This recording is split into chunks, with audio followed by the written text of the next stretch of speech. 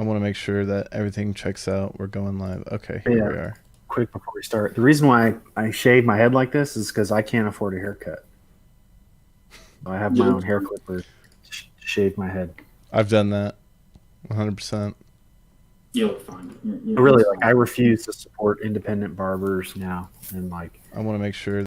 yeah, it's like $20 for a haircut, Okay, including here we tip, are. and that's just absurd. So instead, I pay myself. To shave my head. I've done that 100%. Okay, so we've got the stream's up.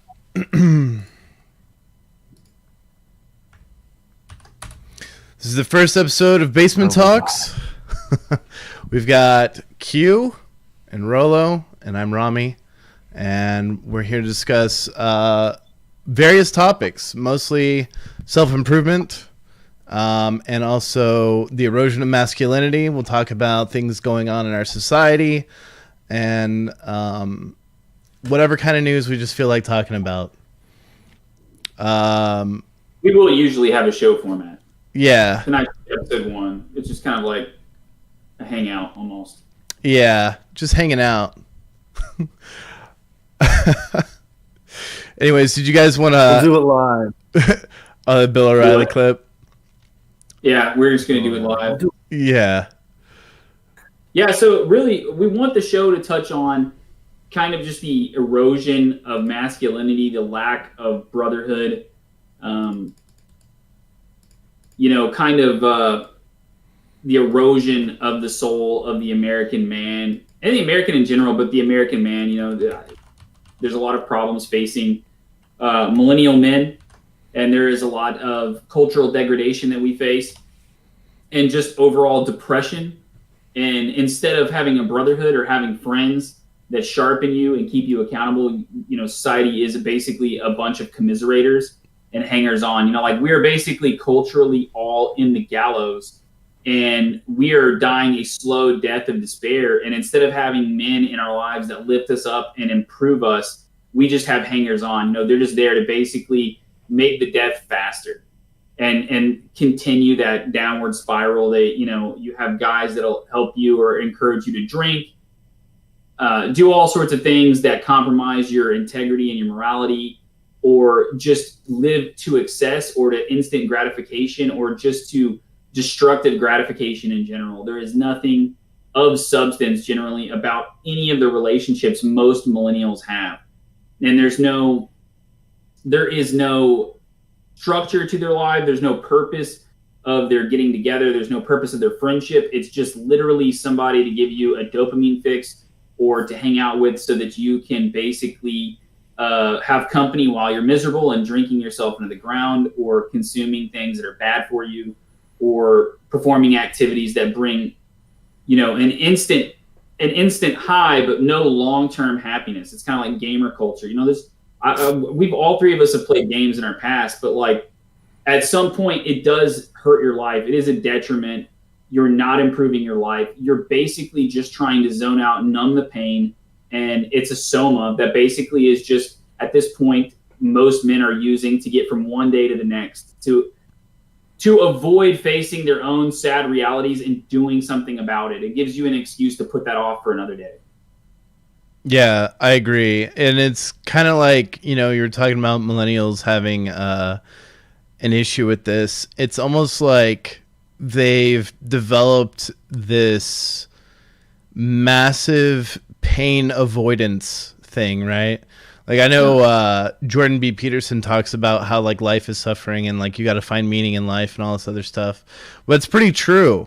And a lot of millennials just have this real big avoidance of pain. Any kind of pain, they just avoid it. They try to get by, oh, I've got anxiety, and I'm sure they do, or I've got ADHD and I can't focus, so I just don't do the things that are really hard to focus on, or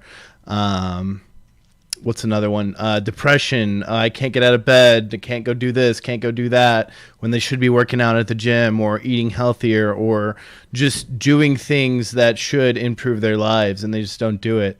So it's basically an acceptance of hedonism, because hedonism is easier in the short term than doing what is, like, I guess, healthy for you, what's good for your body, what's good for your mind, what's good for your soul, really.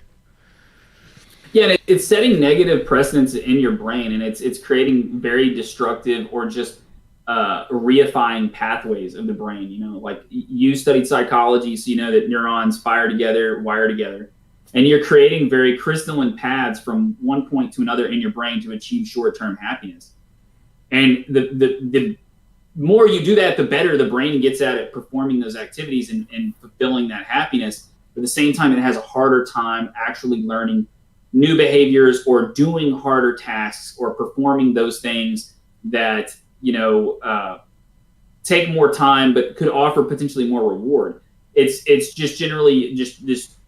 There's no pain to gain, right? With the way your brain wires like that. It's just, I perform this little simple exercise. It's designed to provide instant gratification, have huge short-term gains, crash at the end, you know? And like, I'm not I'm not giving this advice and recognizing or not recognizing that I don't have a problem with this. Like today I have work, you know, it's a weekend, but I'm still working. What do? Basically procrastinate all day, you know? And I don't get it done. And I still haven't gotten it done. And now I'm going to, you know, basically stay up later tonight. I'm going to get it done then. And it's going to get done. It's going to be a good job. But, you know, like I should have done it earlier today. And I basically just wanted to chill out around the house and have a day off when really I don't have one. And I shouldn't have acted like that to begin with. So it's not like I'm immune from these problems myself. We all have these problems at this point. It's basically programmed behavior. We're engaging in stupid repetitive action for dopamine hits on our phone constantly all day, or watching TV or playing games or just drinking or whatever. I don't have an alcohol problem, but that doesn't mean that I don't know people that do, or that I, you know, somehow shun those who do. It's no worse for you than any other activity we're doing for instant gratification. What we do every day to basically put off long-term happiness is in no way any different than any other destructive addiction. Yeah, I totally agree. It is, it's all a vice, right? Yeah. And the whole pandemic didn't help out either, with closing down gyms, closing down malls, you know, closing down some grocery stores or limiting which way you could walk. I mean, when I was a kid, old ladies would go to the grocery store just to walk around and be in an air-conditioned building and get some exercise. Yeah. Go home. Buy one or two things, but be there for an hour, walking around, you know, getting a little exercise, and then go home. When I was a sacker in high school, old women used to do that. And, you know, like regular people used to do stuff like that. Yeah, the pandemic was absolutely horrible for my personal habits. And I know it was. Now gyms are closing down. Gyms are closing down nationwide, different companies, even like, isn't big that box. just an excuse? Like, honestly, that's just an excuse. Because, like, you can get, if somebody can go into, like, San Quentin and be, like, a skinny meth head and come out just jacked, being in an 8x10 cell, you know, then we're really just giving ourselves excuses. Yeah, 100%. True. You ever seen that guy? He was on Jesse Lee Peterson's show recently. His name is Big Herc. He's this big black dude, and he was like, I guess he grew up in like an inner city, like kind of like the ghetto or something like that. And he ended up like robbing a bank when he was young, and he got caught. He got arrested. He got to jail, and his thought process, as he described it, was, I need to change. I'm not in jail because I robbed a bank. I'm in jail because I thought it was okay to rob a bank, and then I did so. So I need to refocus my life and figure out why I thought it was okay to rob a bank and fix my way of thinking so that I don't end up in jail again. And then he spent his entire time in jail working out and studying law. And when he got out, he was like good to go, like career-wise. Like he just refused to like socialize with other inmates unless they were trying to better themselves as well. And all he did was just work out and study. And he read like a ton of books and got like super knowledgeable. That's actually very insightful. Famous. That famous rock climber who did El Capitan, Free Solo, I think that was the name of it, the documentary. He lives in his van, and he gets jacked by like just hanging off the edge of his van and like doing finger exercises, like that, like with his whole body weight just hanging, on That's like the guide track of the door. And then I think I just saw this the other day online somewhere. Mr. Olympia or Mr. World. I don't know how those weightlifting competitions work. I know Arnold Schwarzenegger won like a million of them. But the guy who won in, I think, 1967 or 1968, people would come over to his house expecting to see like this monster gym, like Gold's Gym, or whatever, like these famous gym startups that are now famous and big and everywhere. And no, he had very primitive things. He would like drill holding straps into like in the backyard, or he had like an overhang, or it was in his garage or something. In the rafters, he would drill in like straps, and he would just like, the famous scene in Vince Vaughn smoking the cigarette, holding on the gymnastics. What movie is that? Yeah, well, this guy would do that back in the 60s, and that's how he won. That's how he won that Mr. World and Mr. Olympia competition. Just like static hang and just very primitive. So what Rommi said was actually really insightful, because I think ultimately, we're not in prison, right? It's pretty bad to be in prison, and it is a lot worse than what we have going on. But in many ways, we've created a prison of the mind, and a prison of our culture and expressions of masculinity. Like it's actually our masculinity and our destiny has basically been caged, and it's been shunned by society and by the modern world. Like we're told we can't have these things, it's toxic or whatever. And in many ways, we've kind of fallen into that trap, and we believed it to an extent because our associations indicate that programming has had some effect on us, because the people who we choose to commiserate with generally aren't healthy for us, or they're not, necessarily traditionally masculine guys. They might be manly, or they might have traditional ideas about things, but the way they go about it isn't exactly an expression of that. And there's a lot of repression of their natural desire to be fit, to go hunting, to go enjoy constructive time with their guys, not just drink and game and do stupid stuff. Like that isn't actually masculine. I would say that's an extremely feminine thing to do, because it's just instant gratification. It's weird. But in many ways, we've created a prison of our mind, and we have told ourselves, because it's easier or because we don't get as much gain from it immediately, that no, we can't do these things, or I really don't have time, or I really don't have the ability. I don't have a gym. I don't have enough space. I don't have enough money for the right food or whatever. And that's just all garbage that we basically told ourselves so that we're comfortable in our complacency, that we have this destructive complacency, this sloth or malaise, and it's eating us, but we've somehow become okay with it because we've made up these excuses. So like something I did, go ahead, man. Go ahead. I was just going to say, there's famous athletes that purposely text each other talking trash to motivate each other to, get up early and work out. And I just checked like Google, and the average person checks their phone anywhere from 80. One place said, 95 times a day. Another place said 150 times a day. And the other one said like 80 times a day. And yet when we were kids, the phone had a giant long cord, into the wall, and it would get tangled up. And like it's a chore when we were kids. I'm sure you guys had to do this. I did with, my family. One of the chores we had to do every day was unhook it from the phone and the receiver and the spot in the wall, untangle the whole thing and try and straighten it out so it wouldn't get all clogged up. Remember how many phone numbers you remembered as a kid? Probably like 10 or 15 phone numbers you had memorized. 15,000 messages last month. Month, because of work or because of group text or whatever. 15,000 in a month. Yeah, and that's now like excessive screen time. We don't even. I don't even know 2 phone numbers off the top of my head. I do, maybe 2 or 3, but that's it. Maybe a handful. I know 3. I know mine, and I know my parents' numbers. I didn't even know my girlfriend's own number. It's pretty bad. Like I don't. Like if Sounds like someone's about to break up with you, bro. Yeah. I'm gonna get to memorizing numbers, which Yeah, like I would say, trash talk actually is super constructive because when you have a group, like historically, you used to have these warrior bands, right? Like Rome is founded off of a legend of two brothers and their warrior band, Romulus and Remus. And then you have Hengist and Horsa in England. And you have these various warrior bands all throughout Europe where these, brothers basically found these great nations.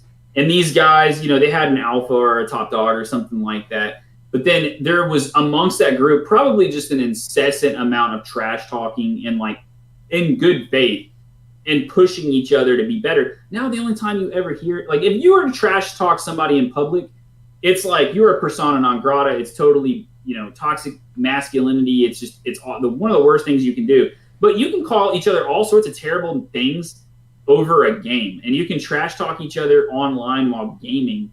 And it's like if somebody screws up doing something in this digital world that means nothing.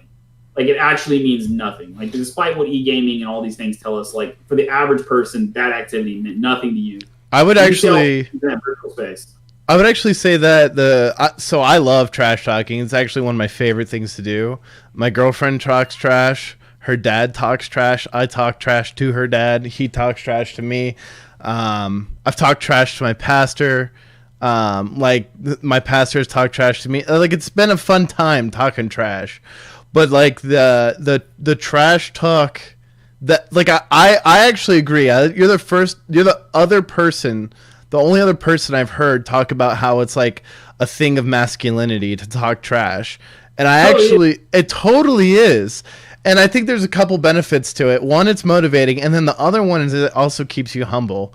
Like, you know, like getting like egotistical and all this other stuff. Like when someone burns you really good, and you just because everybody has that moment, right, where you just get burnt really bad, and like someone just trashes you so wittily, so clever, and you just don't have a response because what they just said was like amazing in terms of like trash talk rating, right? Like they're at a 9 right here, and you're having trouble coming up with a 10.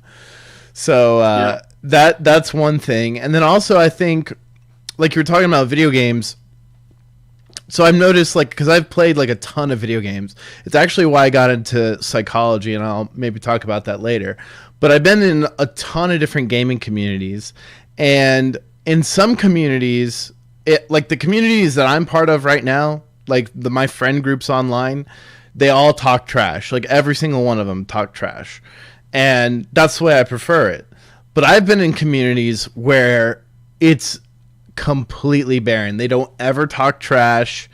I get in there, I start talking trash, and like they think it's hilarious. It's like they've never heard a dude talk trash before in their lives. It's like they're like astounded. Like they think it's hilarious, and they somehow I come off like super charismatic because of it or whatever, and they ended up liking me. And I'm just like, okay, well, this group, they've probably, like a lot of these people probably came from like, I don't know, divorced families and didn't have a dad in their life or something. I don't know, but it's like trash talk is like dying. And then like in video games, I know like everybody like references like the old Call of Duty lobbies from Xbox Live back in the day. They were awesome. They were awesome. They were the pinnacle of trash talk to a certain degree. And teamwork, man. Yeah. Like teamwork on Call of Duty is dead, but Call of Duty 2 back in the day on Xbox Live, that was some mad teamwork that you had to put together to actually play a game, especially like Rainbow Six Vegas, the first one. And dude,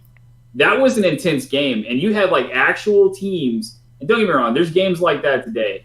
But that was the original Rainbow Six Vegas was on another level as far as tactics and strategy and competitiveness between the teams and how much trash talk you had intra-team and inter-team when you were in the lobby. It was crazy. Yeah. And the stuff that was said in those lobbies would totally get you banned from playing games now.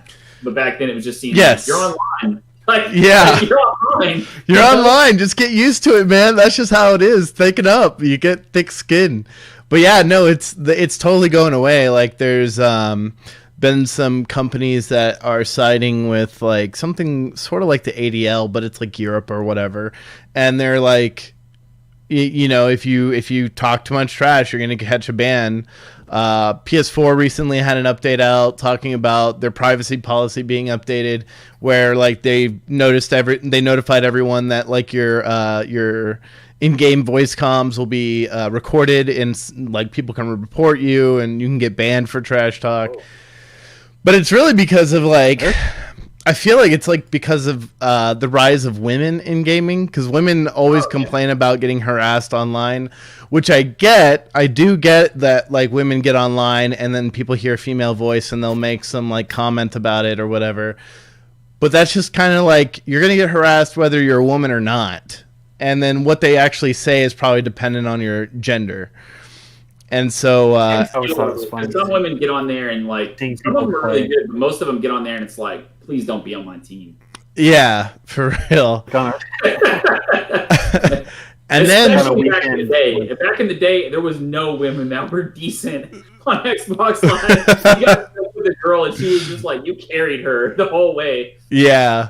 There's girls that are good at video games now, but they're only good in terms of like the average player, right? So it's kind of like I guess like, let's say we're average video game players, and then women can achieve that level, and then up here are pros, and there's like no women up here. There's no women at the pro level. Yeah. No.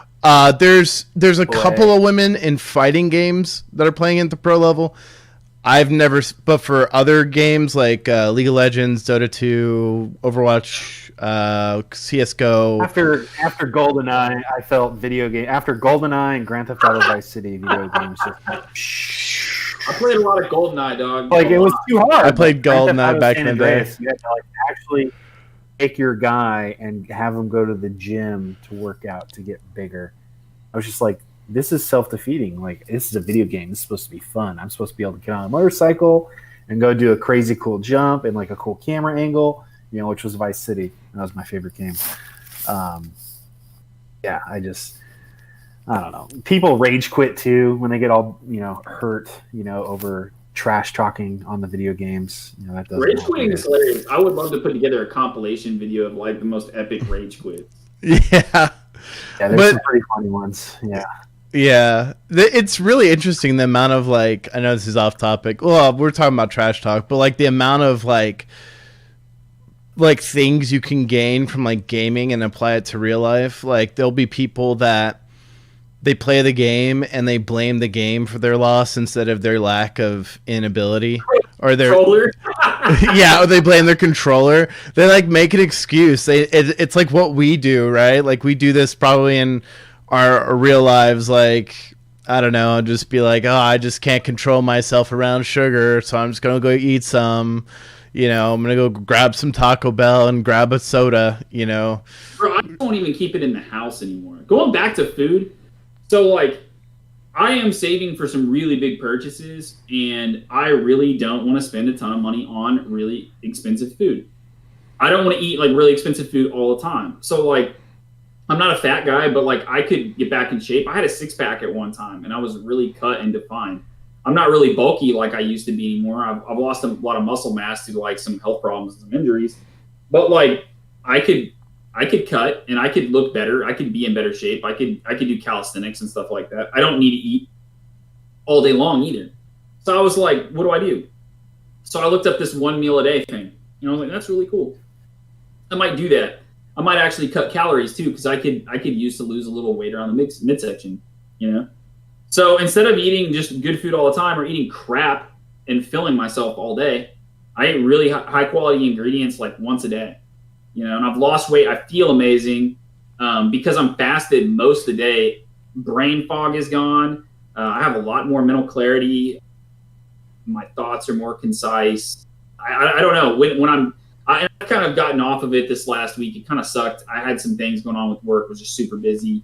I got off 1 meal a day because honestly, I was just like stress eating, and that's one of the worst things you can do. Yeah. And I was kind of careful about it though. I was like stress eating carrots and celery and stuff. So I guess there's worse things I could eat. But yeah, you're not going to Taco Bell stress eating, so no, eating celery is good. I don't have that luxury. I don't have one around me. So I don't have fast food. I mean, I'd have to drive half an hour to find a fast food restaurant. So that's great. And then where I'm moving is going to be even more remote. So I'm really looking forward to that.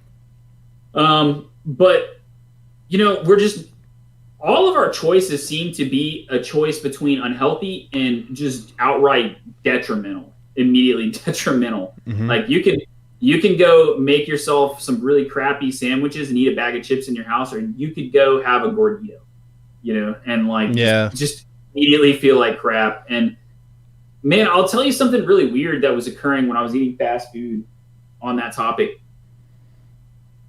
So over the last couple months, you know, the last month or so, I've changed my eating habits. A couple months before that, I was on the road a lot. I was constantly working, and I would just eat, you know, fast food or whatever came up. I'd be like, oh man, I'm really craving like a Whataburger, whatever, or I'm craving this from this place.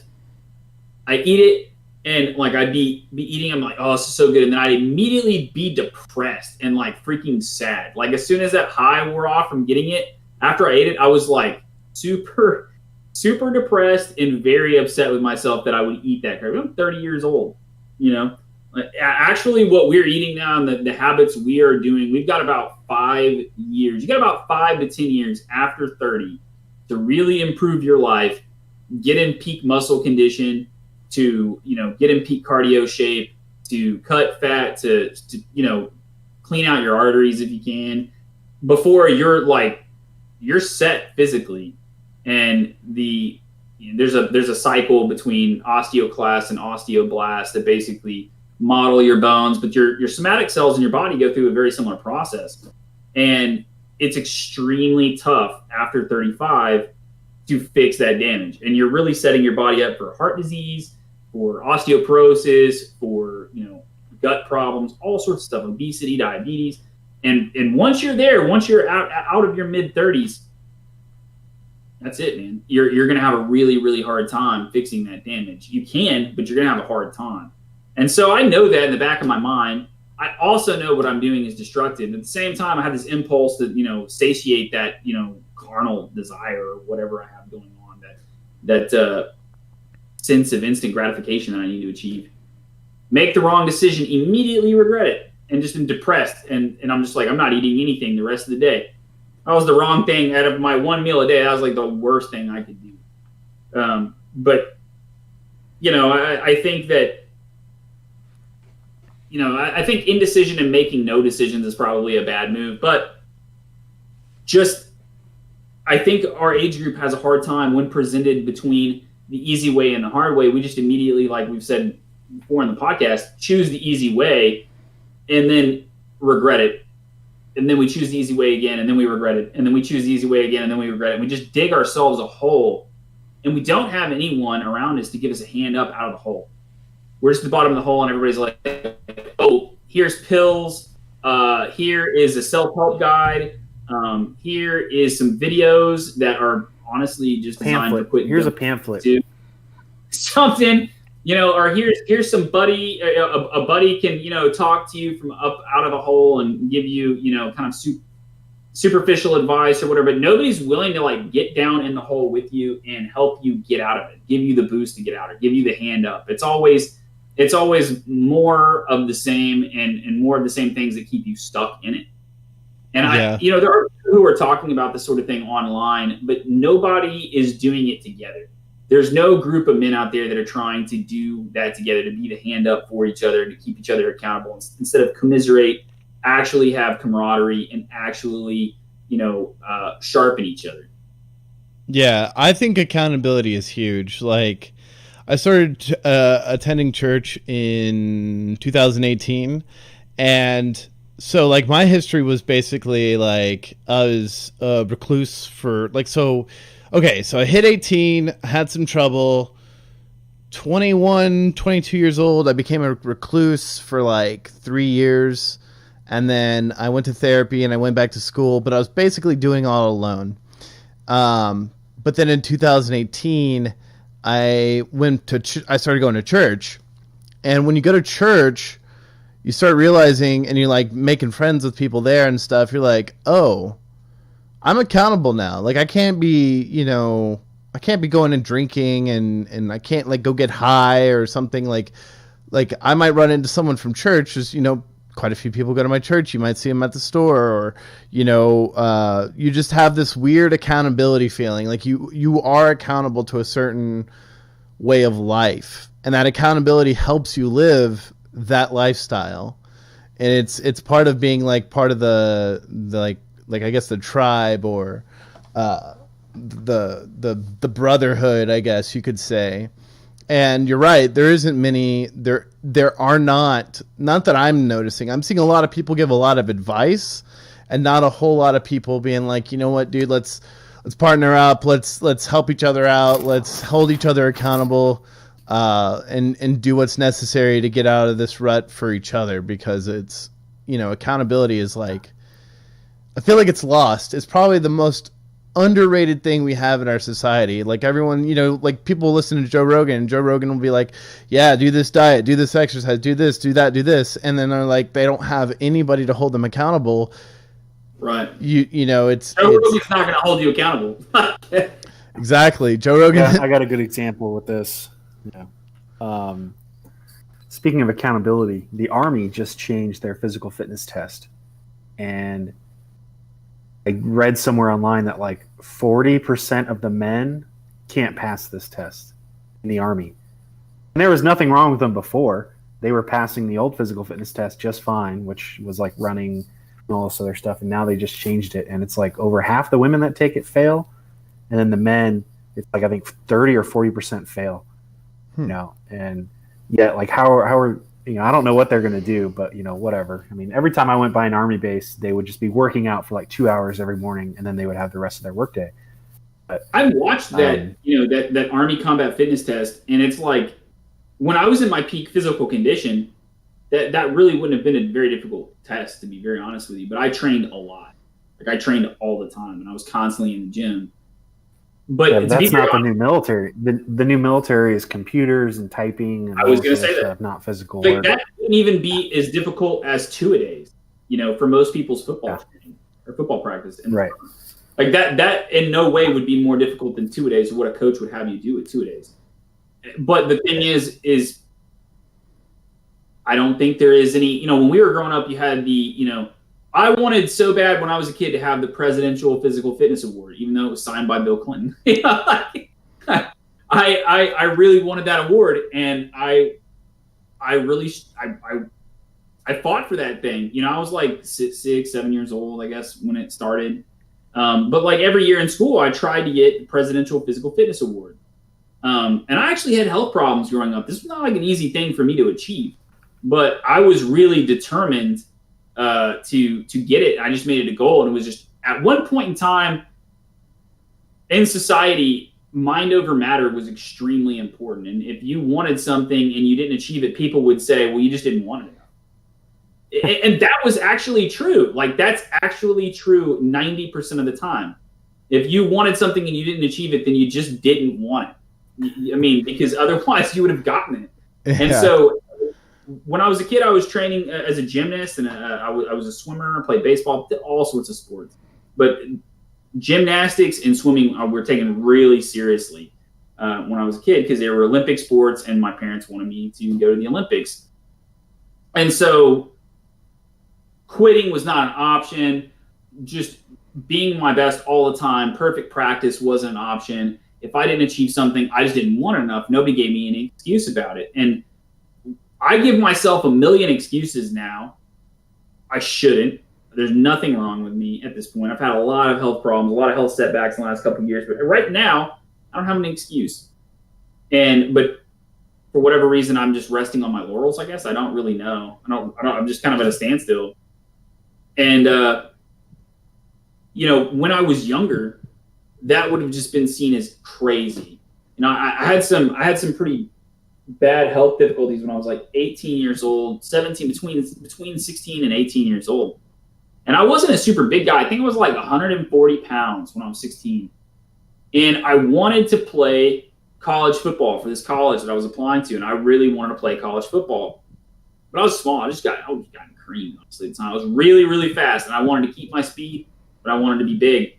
And so I just gave myself zero excuses. Every day it was running. Every day I was going to run some distance. Some days it was 5 miles. Some days it was 2 miles. Some days it was 1 mile. But every day I was going to run, and I had a certain mile to achieve by the end of the week. I had to have so many miles run.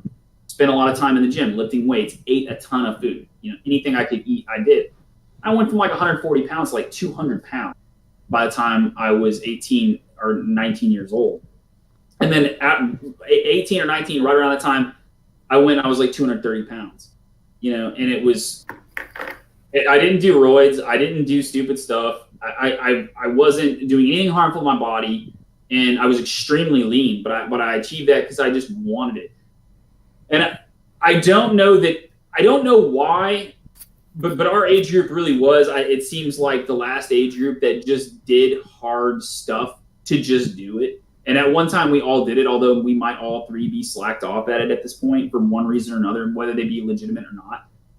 But when we were younger, we're all turning into Wally. Yeah.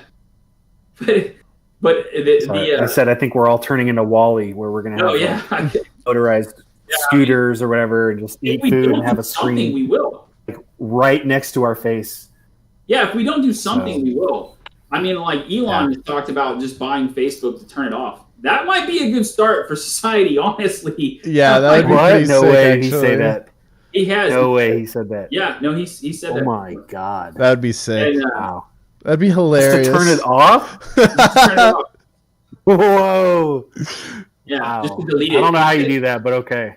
So. But anyway, so I used to not give myself excuses when I could have had a ton of legitimate excuses, and I just didn't give myself those excuses.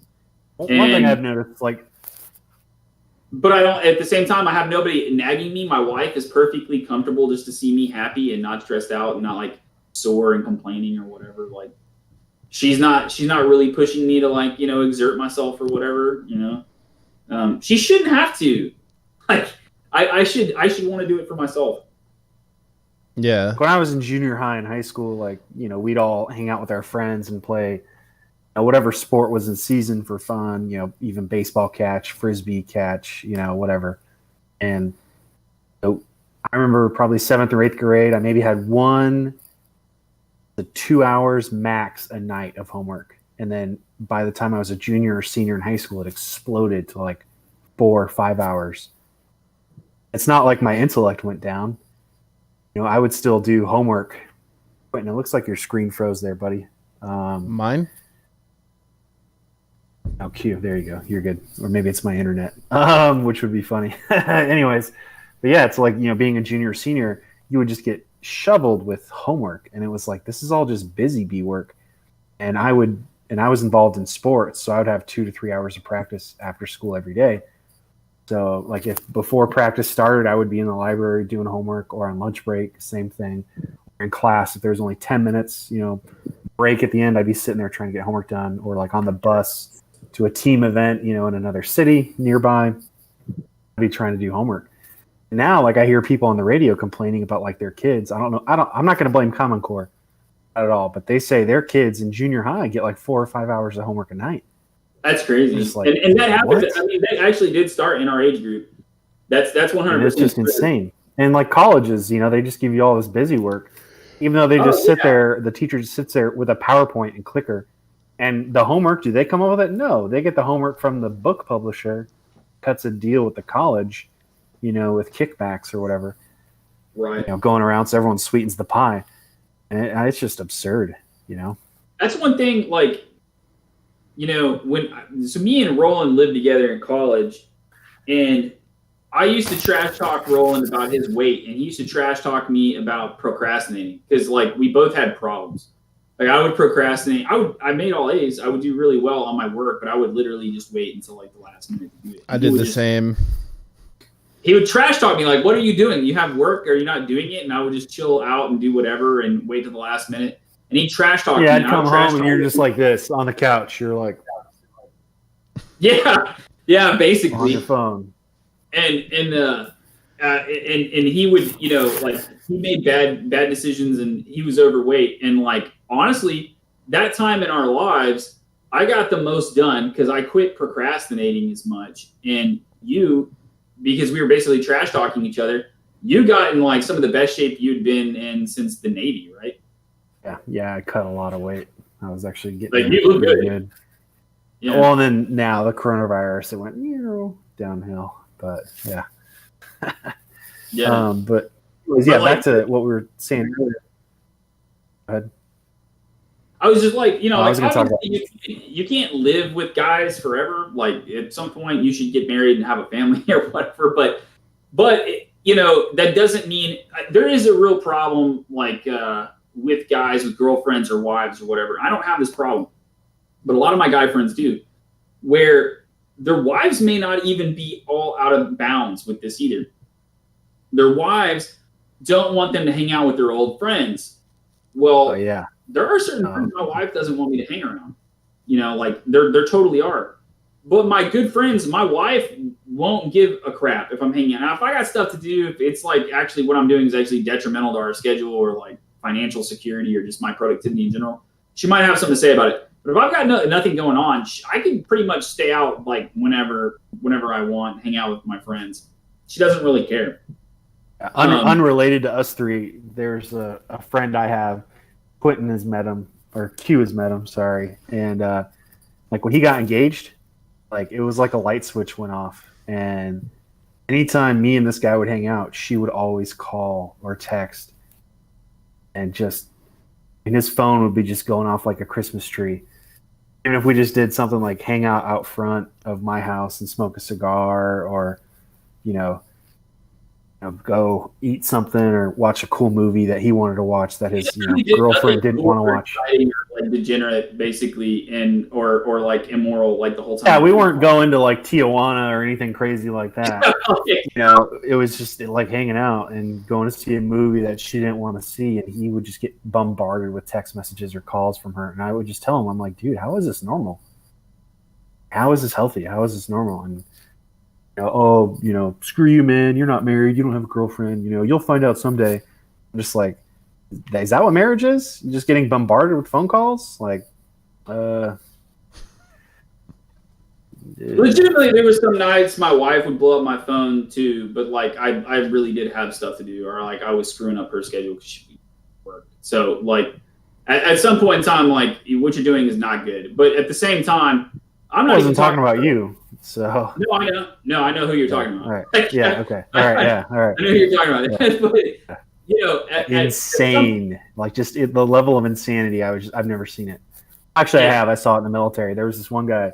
His wife would call the command we were at every day and come up with a new emergency that she just had to get a hold of him. Oh, there's an emergency at home. There's a fire at home. There's something's wrong with the kid, whatever. And he would have to stop working. Hey, man, can you take care of this for me? And it's like, dude, I got to do more work because you're married. Like you're getting paid more money because you're married. I'm not. I'm, doing more work because you got to go take care of this phone call or go home and check on this for an hour or two. I mean, just obscene.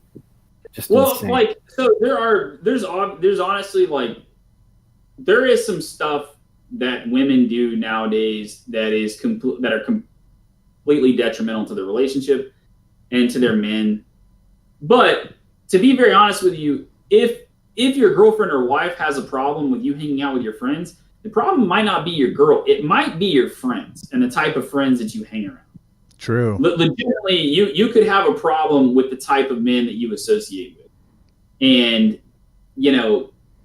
that's a you problem. And if you keep honest with yourself and you keep the right friends that are trying to better you and better each other, they're probably not going to put you in a situation that's going to, number one, anger her, or number two, cause some sort of rift in your relationship or make you feel like she's out of line. Now, some girls are obviously just like totally codependent and don't like you hanging out or whatever. Dude, I got a solution for you with that. Get your boys, go to the gym, and make her work out with you until her arms fall off. Like, honestly, and just make it like that's what we do when we hang out, and then maybe she'll just decide she doesn't want to come with you and bother you when y'all are hanging out. or do something like that. Like, yeah, we're going to play tackle football. You know, do that for the next 2 hours. Guys, you have permission to tackle my wife.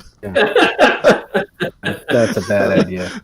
No, that sounds like that's how you start a fight. But that was a joke. But like in all reality, like I said, if your significant other has a problem with you hanging out with your friends, it might be because number one, you don't include her enough in your day-to-day activities. Maybe you're preoccupied with gaming or something else destructive. But number two, you might just have a problem with the type of friends you keep, and it might make her uncomfortable because they would encourage you to do the wrong thing or make the wrong decision, or perhaps be unfaithful to your commitments to her. So that's some things you got to ask yourself about. And if you're totally single, then you have to ask yourself why. I would say that it's honestly better to have no friends and to truly keep yourself accountable than to have the wrong friends. You'll ultimately become the people you hang around. That's and very they will either true. build you up or they will drag you down. And if you have it within you and your soul right now to build yourself up, and you don't have the people around you that would facilitate that and they would just tear you down, then maybe you should just go about it on your own. Yeah, that's very true. Until you can figure out like who you should be hanging around, because I feel like that's a huge problem with millennials, is that a lot of millennials do not have wisdom about who they choose for friends. They're like, oh, I get along with this person, and then ignore or they either ignore or they just don't see every single red flag, every single issue with that person. Like, I'm really good at choosing my friends, so I've had very little major drama between friends in my past and currently. But I've seen so many people, including my own friends, choose people to put in their life that they put in their life that are just not good for them. You know what I mean? It's like, I've felt this since I was like a teenager, or since I was a preteen actually, is that there was just like a ton of millennials that their whatever radar we have in our head or whatever for deciding we should be friends with someone or whatever is just totally off.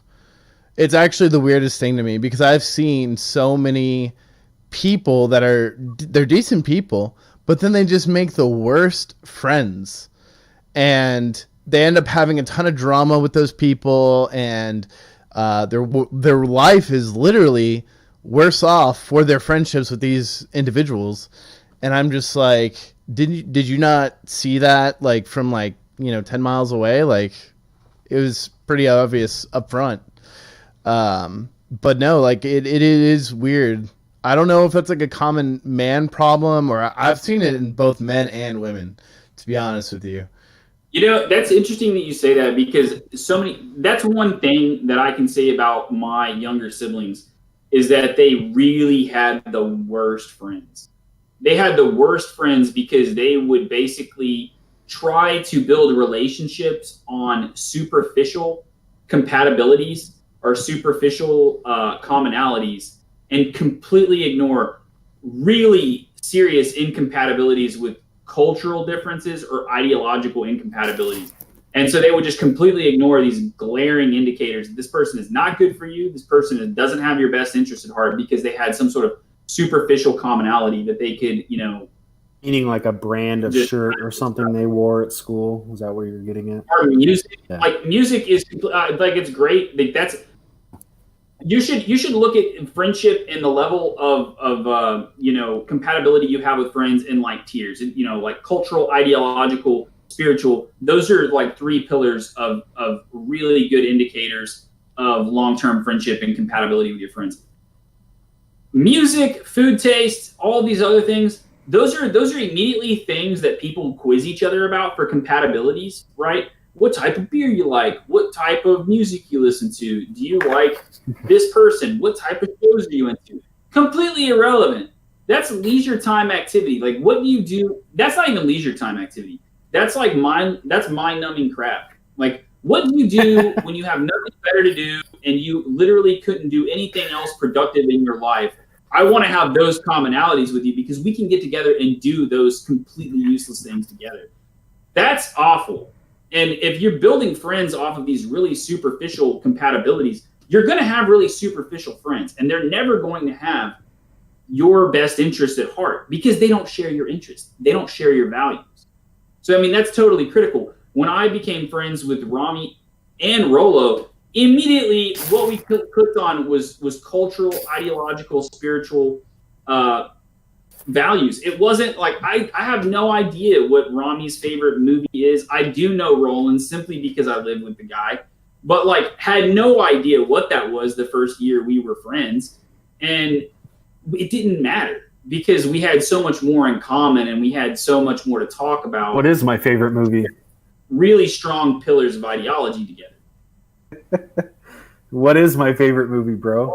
Yeah, dog. That's right, Lawrence of Arabia. That's right. Yeah, I actually I didn't know my girlfriend's the ultimate red pill before red pills. I didn't know what bands or what my girlfriend listened to music-wise at all till almost a year into our relationship. Because we yeah, I know. I never It's even pretty wild. I know. It didn't even cross me to think about those things because You weren't catfished, right? This is real. no, this is real. Like I met her at church, Okay. so we've always been on this same level spiritually, you know, and culturally. So Not making fun of you. I was just yeah, no, I gotcha. It's a weird thing to not know, and I felt weird after a year almost. And I'm asking this question, like, "What music do you listen to?" Like, I felt weird, and she didn't like say it bothered her before or anything. But then when she like thought about it, it was like it was weird. It was kind of weird that I It's never interesting asked. you bring that up because Yeah. I've seen a few millennial couples and even Zoomer couples get engaged and get married. When you get married, you have to have like the first dance song or whatever, or like music at the wedding. And these people have no idea what they want as like their first song or I what actually music they think want to that's play. a really good thing. And to be very honest, so like that's actually what Rommi's talking about. That's like a really good sign of a strong relationship because I will say this: me and my wife really did click on a very deep level immediately. But we also did have long discussions about totally superfluous things. And none of those things really mattered. And what's really backwards is we perceive those real superfluities as extremely important because we live in such a material, consumer-based culture, right? Like the ultimate value in society is money and material. I don't care what you say, that is the highest value and highest virtue in American society. It's just true. And so we immediately connected on the highest value, right, which was material BS. It just so happened we were really, really compatible in all of the other right areas. But man, did I get lucky because I saw so many of my other friends, like this girl likes this dude and she likes this song and she likes this movie and we'd like all these things. We want to go see this place and all stuff. That's cool, but that's still like you're finding a hanger on as a wife, basically, or a girlfriend. You're not really finding a person to start a legacy with or a family with. You don't even really know if you're actually compatible with her because you just rambled off a whole bunch. I'm surprised school uniforms aren't like a counterbalance to that. I'm surprised more schools, high schools, universities, junior colleges, whatever, don't require like a mandatory type of school uniform. We will get to that. That way it removes. Let me finish this point because I think this is really important. So we as a society and as bros or even in our deepest relationships, we're only, and I even see this in my own family, and like I said, I see this in my younger siblings' connections and their friendships. We're connecting on occupation, which is useless. Like you chose that. You chose that for yourself, or maybe you didn't. That's what life gave you. But ultimately, that doesn't really define you. That is still material because the entire function of that occupation is to provide you money to buy material. None of those things actually bring you happiness. It isn't who you are as a person. Number two, useless crap and consumerism, right? Or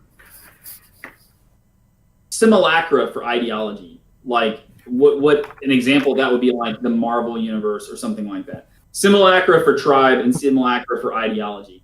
You're literally creating a unifying mythos for a group of people that you could have totally nothing in common with. And that mythos that you're attached to is completely bankrupt of anything, attaching it to reality or to true morality or duty, ethics, or virtue, right? It's just a falsehood, it's a simulacrum. So all of these things, these material things, are connecting us, but they're providing us no structure, no foundation for our lives, and a lot of our relationships are built on this house of cards, or just this glass house, right? And it's really pretty to look at from the outside, but its structure is completely unsound, and any chink in it or any crack or dent, it's going to bring the whole thing down on you. I think we're witnessing, as a result of the pandemic, I think we're witnessing a shift in our society from individualistic towards collectivistic. Or more, if it's done right, there is destructive collectivism. I know. I'm just saying that. I just think it's interesting because, like, all the economy, the stock market, all this stuff dropped off and kind of came back up. But we're seeing the first order in it. A strong nation or strong patriotism, right? You have to have a collective identity built on real foundational ethics, duty, and values. So that's not a bad thing. But if we see collectivism coming in the form of like Bolshevism or something like that, like we're seeing now, well, we're in for like real problems, because Bolshevism was always like this globalist, universalistic thing. It's like the death of good individual expressions of ideology that form an organic collective around that mythos, or around that common goal. It's some other thing that's unnatural. Yeah. Oh man. How much time are we at? What time are we at? Like an hour? We have been streaming for 56 minutes. That's good. Yeah. Sweet deal. Yeah, almost 57 minutes now. But yeah, there is a lot of things going wrong in society, but it's I thought it was interesting. Go ahead. No, go ahead. I was just going to say, I thought it was interesting that as a result of like the whole shift to work from home or work from remote, Brooks Brothers basically, went out of business. They closed their doors. Now I think they went bankrupt, and then someone bought them out. I don't know who it was, but I think it was like an American conglomerate or something like that. I used to love. And they were going to shift to like an online only type of business model. But I don't know, it's just like, that's sad. Uniforms. So I guess the last time I'll ever go to a Brooks Brothers store was when I went in January and got my wife like her birthday gifts and stuff in there.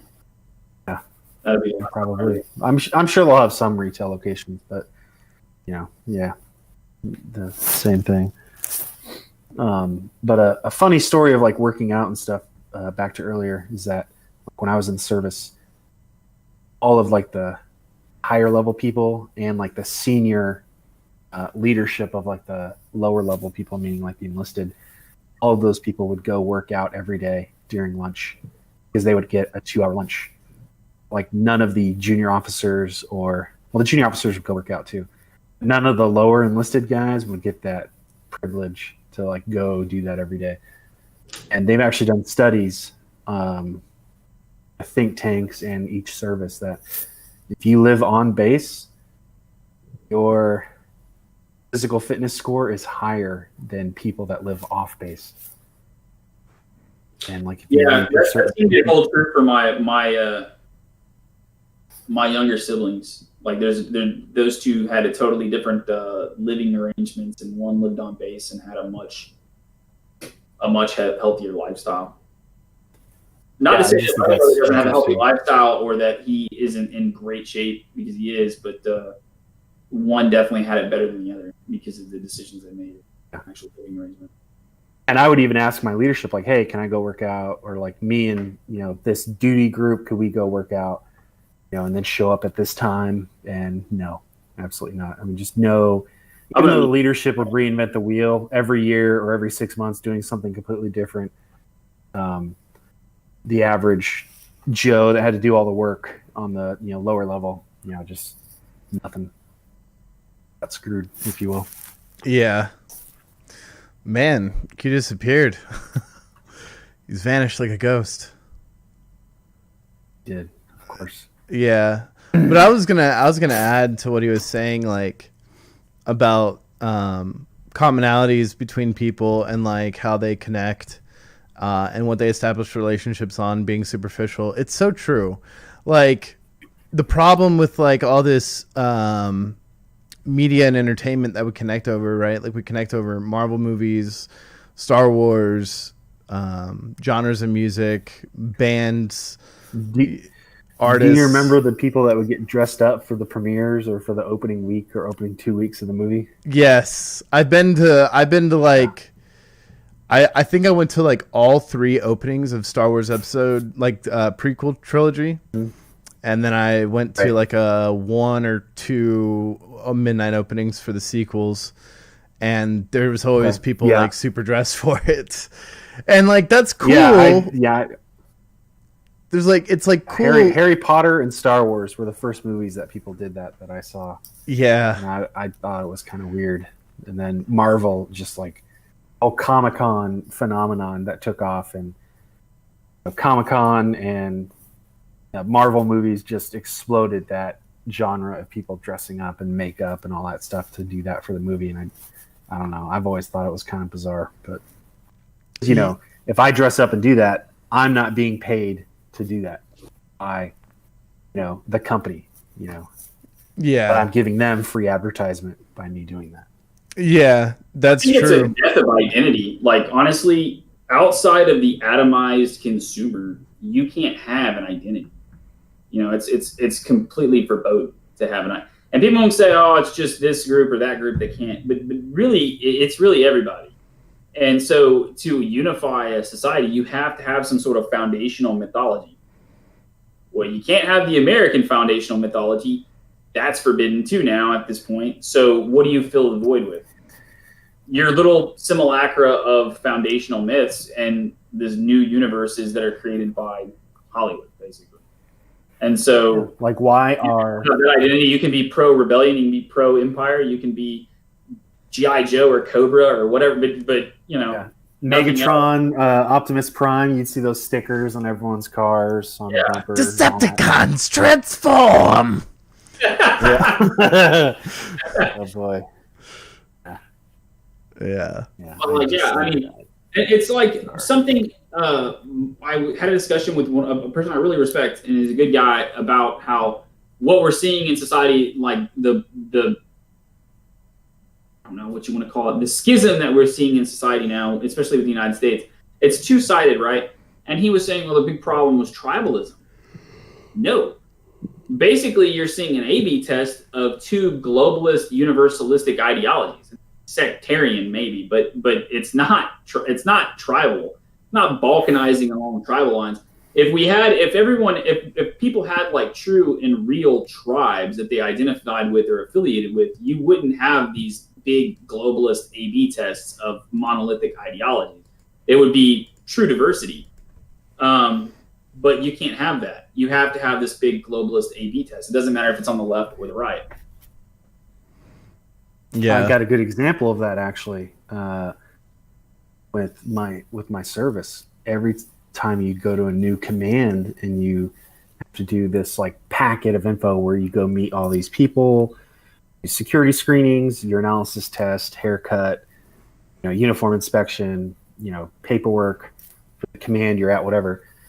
Each person, especially someone important, like, higher up food chain, would always ask, oh, what's your favorite NFL team? What's your team? And then, like, when you were introduced to everyone at the command, what's your tribe, bro?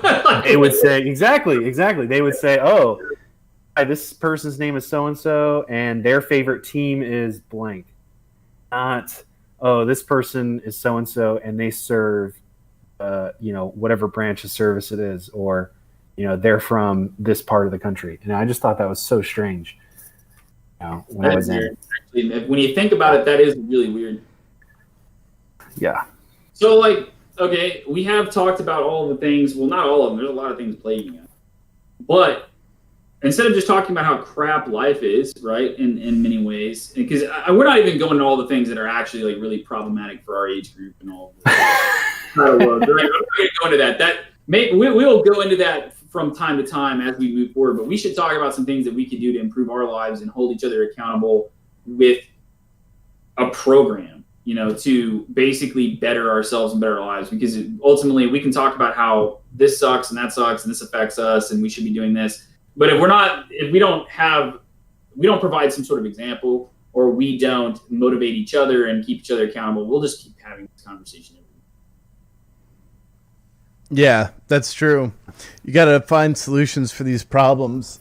The real challenge is convincing millennials that they need to change. And I think to some degree, the symptoms that they need to change are there, right? Like depression and anxiety are really high.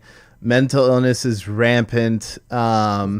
These things can be fixed through discipline, diet, exercise, establishing good connections with good people, and getting involved in your community, being held to a higher standard than just yourself.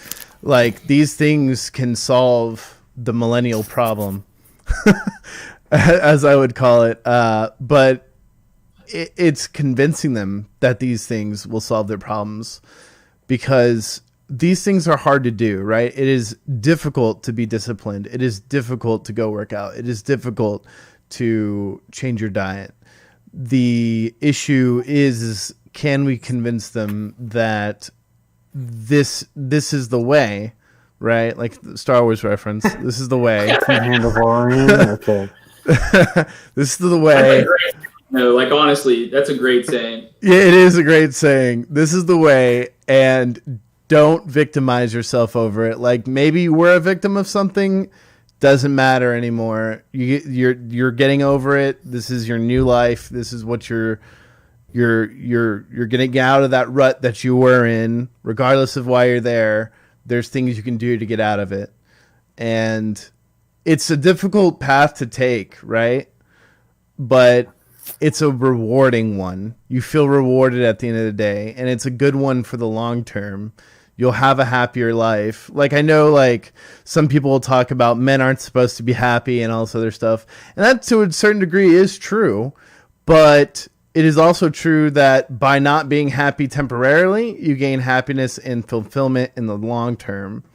I think there's a confusion in society, or a disconnect, where to have fulfillment, you have to be happy, and vice versa, right? And I think that that's wrong. I think that you can be unhappy and still be very fulfilled, because I'm not happy. Happiness is associated with some sort of euphoria, right? It's like a hormonal response. It's a chemical response in the brain. But ultimately, if you look at something like Maslow's hierarchy of needs, right, you do have self-actualization at the top, but that's not necessarily happiness. I think there have been many, like, especially Stoic philosophers in the past, or theologians, or great warriors or leaders who have like George Washington, for example. Dude never won anything.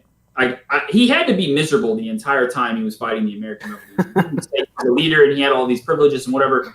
Like, look up what happened in Valley Forge and all of the campaigns, like when he crossed the Delaware. Very miserable experiences he went through. People didn't even have shoes. Yeah, I bet. And he almost died in the French and Indian War. Back before then, his life was actually pretty miserable. Even though he was very rich, you can have a lot of money and still be a miserable person. Like, he had a lot of setbacks in life. I bet the dude was pretty fulfilled. I know for a fact that my great-grandfather was in a very hard campaign in World War II. Saw some really bad stuff in the Pacific. He was in probably one of the worst 2 or 3 battles in the Pacific, and was in it for the long haul. And then his life afterwards was actually kind of miserable. Roland, your mic is like dragging, bro. It's dragging something and like makes the worst sandpaper noise. But, he was actually probably very miserable, and you're good. And his personal habits showed that he was actually pretty miserable. But he was actually extremely fulfilled. One of the most generous guys ever, had one of the most he had a huge heart, huge family. And at the end of the day, I think he went to sleep very fulfilled. Happiness is great, but false happiness and just gratification is something that it's just a perception of happiness. It's not real happiness. I wasn't truly happy until I, had a family. And then I knew what real happiness was. And I could basically go to sleep every night totally miserable and actually be fulfilled. And I think that is where your happiness is. But going back to the accountability, I think that there is some valid points. Like there's a guy online that was talking about like your ancestors probably never even thought about themselves being happy. Like they'd have been like, you talk to a coal miner back in like the early aughts in the U.S. in the 20th century, and like, are you happy? And the guy, what does that even mean? I have no idea. He's like coughing up black stuff and being but like, I was actually really fulfilled, especially if he had a family and he was providing for them, and he saw his true happiness, true innocent happiness. I honestly think that that's something that only kids get to enjoy. I think happiness comes from a 30,000 foot view as a man. Like once you're a grown man, you can look at happiness from 30,000 feet up and say like, had a good ride and be happy in your retirement or in your old age or something like that. But ultimately, I climb Mount Everest. That's happiness. Yeah, I feel like focusing on personal happiness is really just materialism, and it's like this feminine gratification culture men have gotten themselves wrapped up in that only women were really a part of. But because of advertising culture and consumerism that was brought in, the mid 20th century and on, men also feel like they need to take part in this luxury that before was alien to us, and it was seen as something we gave to others in our lives. And that's where we achieved happiness and fulfillment from. Yeah, I think a good word to use is like satisfaction. Like because when you're satisfying, like when you go like full on hedonism and you're just embracing like maybe obesity and diabetes, or you're embracing like a rampant sex life or whatever, these things, they don't bring you real happiness actually. Like we say the word happiness, but really it's like temporary satisfaction, which actually is self-destructive and leads to not being satisfied in the long run. And so you're gratifying these animalistic urges, but you achieve no real meaningful satisfaction. Exactly. If you want to achieve meaningful satisfaction, you have to have like discipline and I guess to a certain degree courage in this day and age, because you got to make sure it'll work. And it's like, what motivation do I have to just like go against the grain and go do this like crazy stuff, right? Like, I guess you like today, I mean, we see it on Twitter all the time. Like, oh, you're fat shaming because you said that being obese causes you heart disease or whatever, like it's like actually against the grain to say like, oh, hey, lose some weight, or hey, do a bit better to focus on things, or quit pornography, or so on and so forth, because they would just rather normalize their escapism or whatever they use to cope with real life than just fix the issue. You know what I mean? Every bit of instant gratification people engage in these days, they only view it as harming themselves. But everything you're doing in this self-destructive instant gratification actually does harm people around you. Because causing yourself to become ill or to become addicted to a substance or to a thing, or to ignore those around you in your life, or to die young, or to deprive them of your vigor, that harms others around you. It is actually harmful to yourself, others, and society. You are becoming a burden, and you are contributing to others' unhappiness by trying to contribute to your constant happiness. Speaking of buying things for happiness, I knew a guy who, he was rather young on the job. I was like transitioning into like a little bit more senior, and then like, my foot halfway out the door because I didn't have much time left. And this guy bought a Cadillac CTS-V back in like 2013, I think. And that was like the newest, the newest, biggest, baddest Cadillac. I think it was like a $80,000 or $90,000 car. Maybe it was like 70. I don't know. But this guy's monthly car payment was like $700 or $800 on it, and then his insurance was like basically doubled.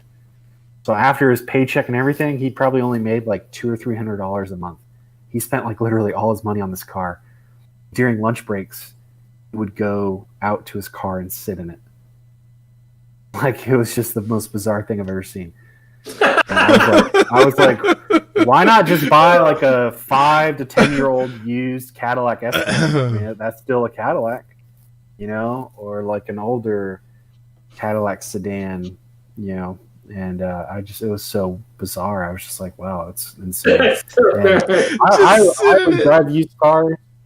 I always drive used cars just because to me that just makes the most sense economically for me. And I drove this, tiny little car, and I told everyone, I was like, yeah, I'm saving up money, and I'm going to do this traveling when I'm done with this job.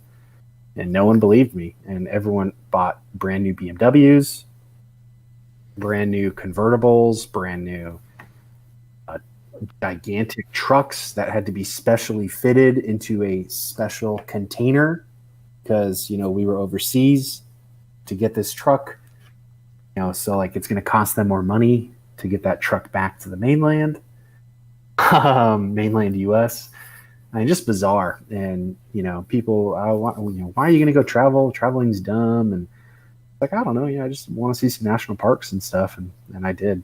I traveled, and then had a couple people email me or comment on a picture or whatever I posted, saying, wow, good for you for making this trip. That's amazing.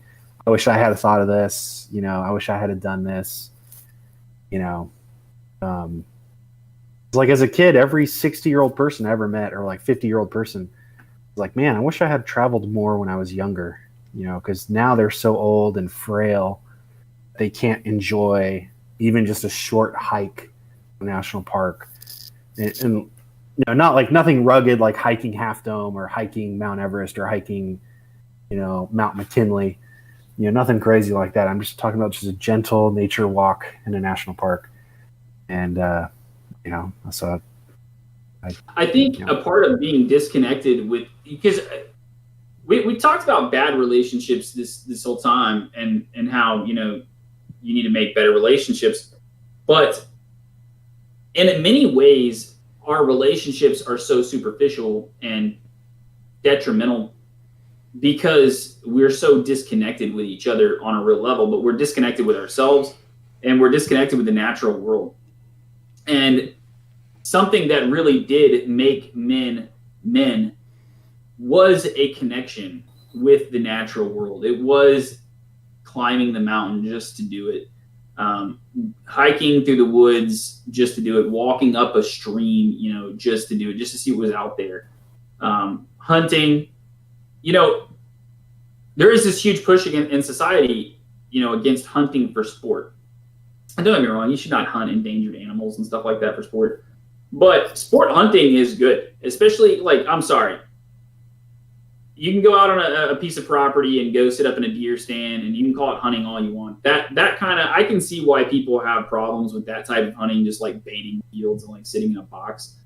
But like going and stalking elk, going and stalking game animal, and actually going on a hunt, and it doesn't even matter if you particularly eat the meat. If you just want to go out and hunt for the antlers, and you have trekked your ass across a mountain for days to make that shot, that grounds you in ways that modern society just can't. It cannot relate to you in that way. It doesn't give you a sense of yourself. Like, you're not trying to steady your breathing. You're not trying to sense the world around you. You're not trying to become part of nature. You are divorced from all of those things. And if that's what you want to do, and that's how you actualize as a man, or you find connection with your inner self or with nature or whatever, that's fantastic. And men used to do that together. And so I'll give you an example of kind of what I'm talking about.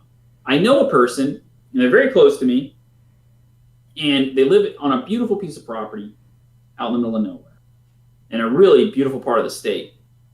And I was staying at the house, and I was outside, and I was drinking a cup of tea or something. I just wanted to go out. It was a new moon. I knew the stars are just incredible in this part of the state, and want to go up look at the stars. This person doesn't really value nature or the outdoors whatsoever. Why they live where they do, I have no idea. But they don't really care about any of that, and they're constantly just surrounded by digital forms of entertainment and distractions, right? So I go outside. I'm going to have my tea and look at the stars. I can't even freaking do it because there's all of these crazy motion lights all around the house. They're like freaking stadium lights. I don't know what for, but it's out there, and it just struck me. This dude doesn't even look at the stars. Like, he is so disconnected from this planet, he doesn't even look up at the night sky sometimes. Like, just not, and I feel like that's something that really grounds you. You know, it gives you a sense of. It's like the best part about camping is looking up at the stars over a campfire. Like, you're really, it's significant, and we should be talking about helping each other, but like, we are actually pretty insignificant. And that's a very humbling thing. And you know, you should be proud and you should be masculine, but there's a certain amount of humility and humble nature that you should carry yourself with. And I think a lot of that is achieved through the natural world and through other things as well. But we've totally lost our connection with reality and with the world around us. We're not exploring it anymore, although there's so much unexplored territory just in this country alone. And you know what? Even if someone's been there before, you haven't. You know, you can have your own little exploratory mission on to some place, and nobody's doing it. And it's really sad. And that's another way that men can connect with each other and better each other, because it's physical activity. You're getting fresh air. You're going outside. You're grounding yourself. We're not doing it anymore. Yeah, speaking of exploring, there's a lot of people that I've met, like when I've traveled and talked to them about the national parks and stuff. Ask them, you know, what's your favorite national park or vice versa. And usually it's always like a, you know, Grand Canyon, Yosemite, Yellowstone, Grand Tetons, Zion, you know, Great Smoky Mountains, you know, one of the big ones that millions of people go to every year. And I mean, it's so crowded there that it's like, how is this a national park? Like, with people everywhere I go, you know, it's like crowded to get a parking spot or whatever. And most people, they'll say, you know, one of the big ones, but they'll say, but really my favorite one is, you know, blank. And it's one of the ones that like no one goes to, you know, and you just go there and you just look around and there's like no one there. And, you know, one of my favorites is Theodore Roosevelt National Park, which is up in North Dakota. There's two parts, a north part and a north called, I think, North Unit or North Section, and then South Section, whatever. And dude, I went out there. I didn't see a single car when I was there. The whole time I was there, for like the 2 days I was there, it was unreal. And there was like herds of longhorn, like Texas longhorn, you know, the symbol, you know, Texas longhorn cattle with like the giant, you know, longhorns everywhere. Yeah, there was longhorns in North Dakota on this national park everywhere, and a couple bison here and there, and there was also a couple herds of wild horses as well. And I think it was like the second day I saw like one other car, and it was like weird. Like, imagine going somewhere and you don't see anyone. You then like kind of get used to it, and then you see someone, you're like, oh, whoa, hey, yeah, you know. So meet caveman. Right, yeah. But I just, you know. Speaking of national parks, did y'all see that video? This is kind of unrelated to what we're talking about. Did y'all see that video of that guy in Utah being chased by a cougar? Like a mountain lion? Yeah. That was some serious. I bet that guy felt alive. Dude. I don't know why he didn't have a gun. Didn't he say that? He said, oh, where's my gun? Yeah, he did. What are you doing out there? What are you doing out there without one? Oh my gosh. That was That was Whatever. intense. I watched all of it and I was like, oof. Like that was like the best thriller movie of this year. Like, Yeah, that's what the mountain lion kept doing, dude. It kept running and then doing like that with its paws, putting yeah. up, showing dominance or whatever. And the guy's just like, almost stumbling over himself, going backwards. Like that was better than a Hollywood movie. Watching that, like, Honestly, if that was me, Mountain Lion, guys, I'm gonna a little confession here. If that was me, I would have told you guys about it and like how scared I was. I would have deleted the video because I wouldn't have wanted to be publicly embarrassed for being so scared. I mean, seriously, like that guy is very lucky he didn't get eaten. Very lucky. It was still super boss because the guy didn't get eaten and he did have the nerve enough to post it that that happened. And Well, if that was a grizzly he bear, should have just bye-bye. got on the fetal, like getting in the fetal position on the ground and like cried. Like some people would have just had that reaction, honestly. And we If might that not was have a a great grizzly video. bear, I think he would have been eaten. Yeah, Oh, yeah. probably. Or a moose. If that was a moose, he would have been Oh, he'd be squashed. Bye bye. Moose are like the most dangerous thing you can run into in the wild. Everybody thinks it's a bear or Yeah. a mountain lion. It's actually a bull moose. I actually ran into one in the wild one time. It was creepy. You ran into one in where? Wyoming? In Wyoming, yeah, in Grand Teton National Park, I came across a moose, and Wow, I could see the white. I could see the white in its eye. That's how close I was, and it's because the bushes, the shrubs, were like 10 feet high, so I couldn't see it. And luckily, I was on the higher ground, so it kind of had to like look up at me. I was just like, "Oh crap, that's a moose," and I just skedaddled on by. Yeah, you don't want to be around one of those things. No. Dang, that's crazy. They're like kings of the forest. They are. They are. There's literally nothing that challenges them. They will kill everything in their path, especially In Alaska, people. they harm a lot of people every year. Yeah, Wow. yeah. Bulldogs and cow They wreck moose- they wreck people's homesteads, greenhouses, everything in Alaska every year. Wow. I think the only continental state you can shoot a moose still is Idaho. I've always Minnesota too. honestly, I got a confession. I want to take a moose with a spear. So as a kid, I read this book. It was a good book. I don't remember how old I was. I was probably in the 3rd grade or something. Called Hatchet, and I read this book. I later got a copy, a first edition signed by the author. I was like pretty happy about that. But I read this book called Hatchet, and this kid kills a moose on accident with a spear because it like charged him. And I was like, that. I got to do that one day. So like that's still a life goal. Oh man. Killing animals. Like if I was going hunting them with the melee weapon, that'd be kind of sick. But I would want to be in like good shape for it. You know what I mean? We can do that. I mean, we can go spear hunt hogs. Like I have done that. I know how to do that. Oh really? Yeah, if y'all want to do that, we can do You that. guys I are can- crazy. Spear hunt hogs? No way. Hogs You don't are like dangerous. Okay, you don't spear a hog. You do not spear a hog and stand on the ground and like, this is Sparta, this hog, okay? You don't do that. You get an atlatl and dart and throw it from like yards away. Or you get up in a tree. You should, if you're gonna hunt hogs with a spear, you either need to be behind cover and hit them with a dart and atlatl, or you need to be up in a tree and you need to throw a spear, like an ash spear or something into them. Because they are dangerous. Hogs are really dangerous. It isn't a cop-out to hunt a hog from a tree. If you've ever been around one on the ground, like that is like mano a mano, and you really you really do need some sort of war band to go up against a sounder of pigs. Like it's a pretty serious thing, and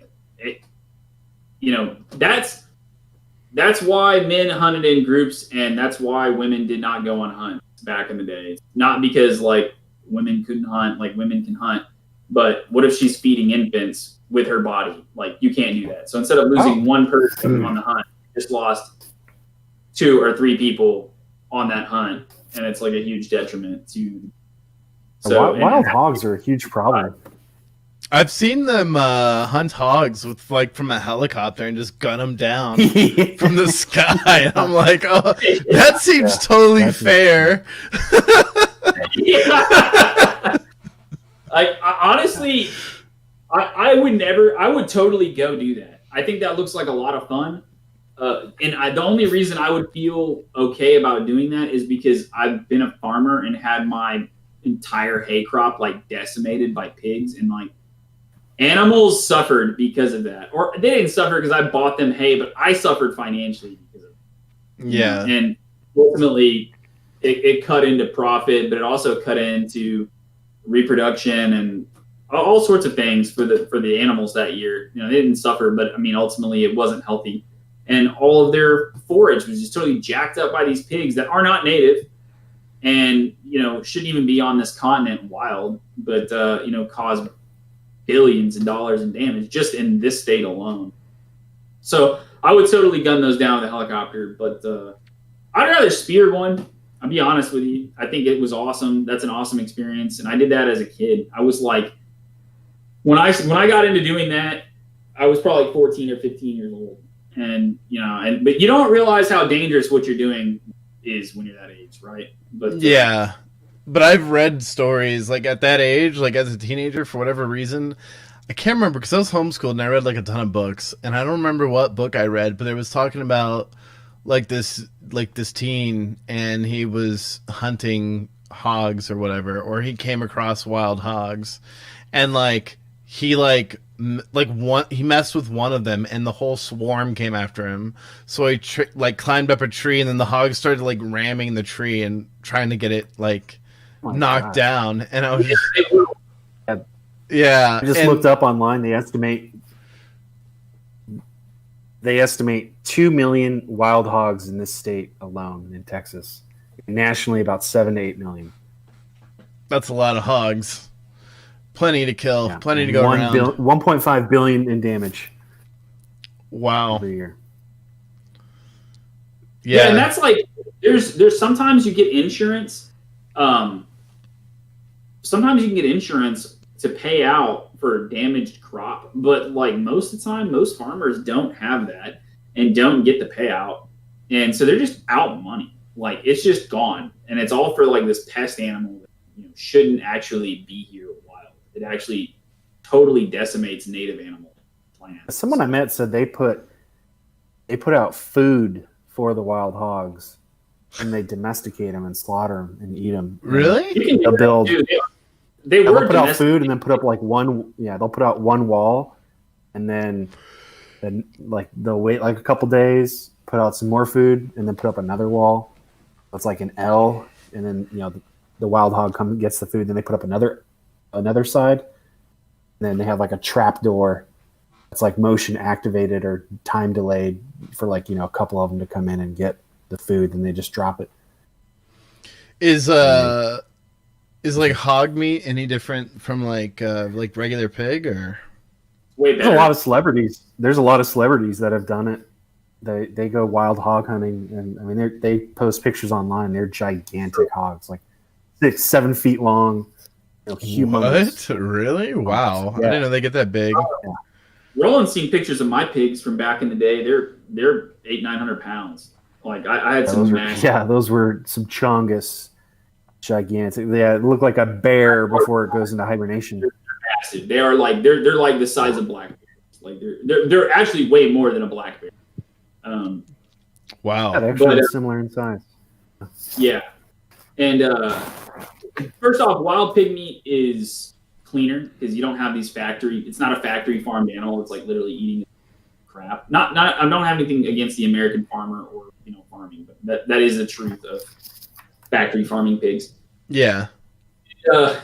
I was a farmer and I had pigs, and I didn't have pigs like that, but not everybody has that ability to do what I did either. So you got to feed the world somehow. But they also have more blood flow to the meat. So the meat's dark. It's like red meat. If you ever get Iberian ham, which is amazing ham, or ham steaks from Europe, and it's red meat, and it's, has really interesting marbling. It's more similar. I don't know how to describe it. It's definitely not beef, but it looks more like a traditional red meat. So it's juicy. You get T-bones now, and I remember T-bones as a kid. They were juicy, pink, cuts of meat. And then now you get a T-bone, and anywhere you get one, it's just dry, and it's because the meat never really the pig doesn't ever really build muscle, and it doesn't really get proper blood flow, and its entire anatomy changes as a result of its kind of just stagnant life.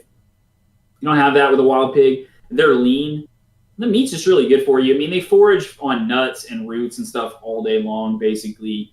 I mean, yeah, they could get into something bad, I guess, into some trash or whatever, but you don't shoot pigs around a neighborhood, or look at its insides of its stomach, look at its intestines and stuff, and see what it's been munching on.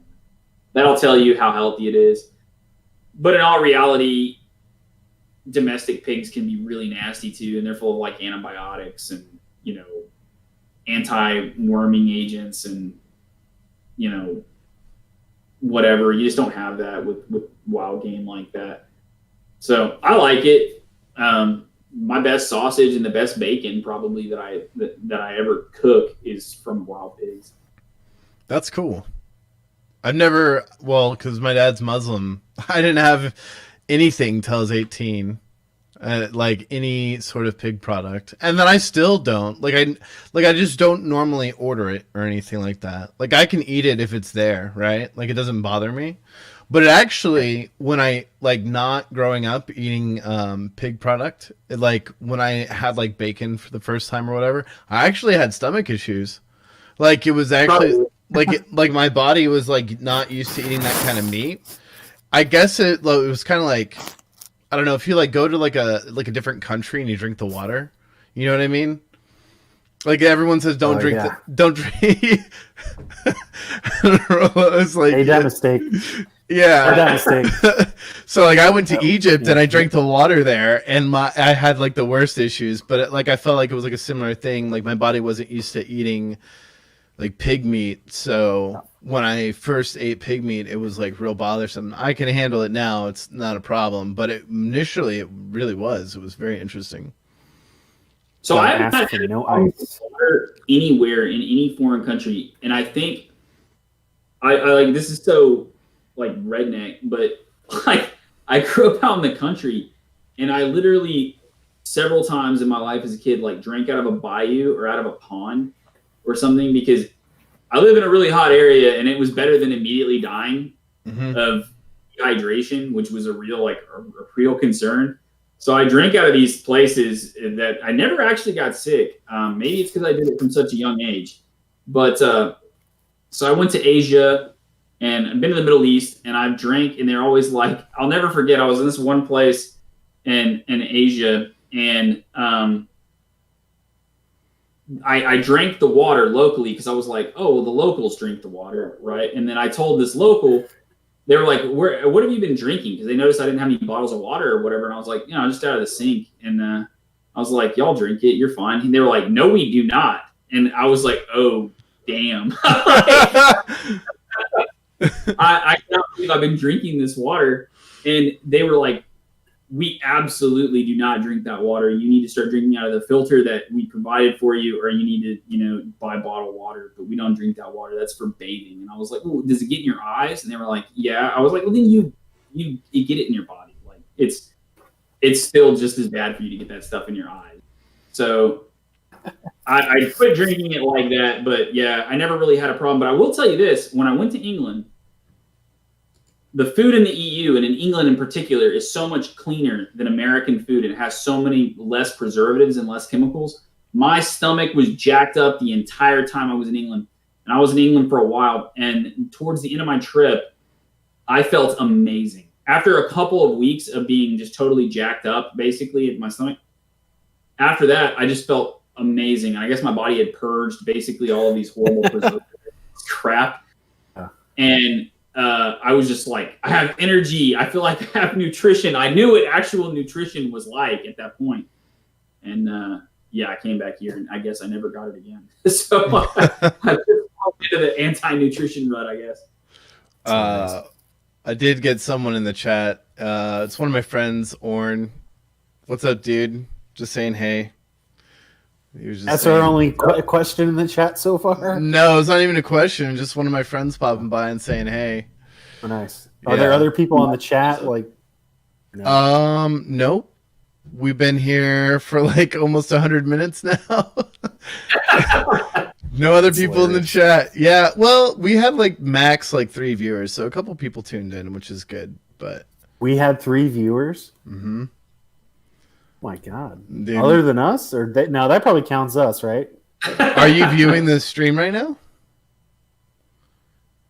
No, I'm on. Then it's not counting you. Okay. So we had 3. I'm not even... Cool. We had 3. Yeah, 3 people check it out. Yeah. We'll do some things to improve our. We'll pay for advertising. Yeah. One thing we'll have to set up is there's like websites that'll let us watch YouTube videos together. I love to comment on YouTube videos with you guys and like just discuss stuff. You know what I watched with my wife? The Russian slap contest. Oh, that stuff is a little bit too based. Dude. That guy's hand who won, his hand is like ham hitting you. Like, I would rather. You know what I'm talking about? That big gigantic fat guy who's like 7 feet tall, and he hits that person with the piercing and the crazy hair and the eyes, and that guy he just like crumbles. It's tiny. Have you ever seen him? He's this giant Russian farmer, you know, and he's like this big dude, and he's got these little hammers as hands. They're like little bitty stones. Yeah. And he dude, his arms are massive. But I mean, he literally. I watched that guy all night last night, and he smacks people into another dimension. And I would hate to be smacked by that guy. One dude's face immediately swelled up and had a hematoma and a big handprint on his face, and he was like almost knocked out. They give him smelling salts.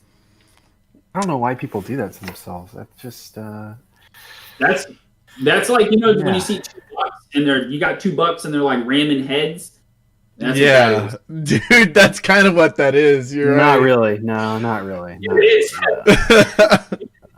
You can have a stand-up boxing match, and it's kind of a display of it's like a contest of masculinity or manhood, right?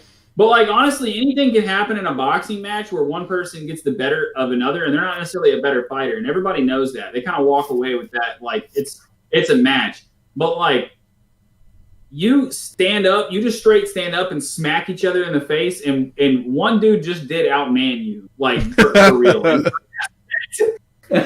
Oh, dude, I've seen those, and when they get hit in the ear, I'm like, "Are you deaf now?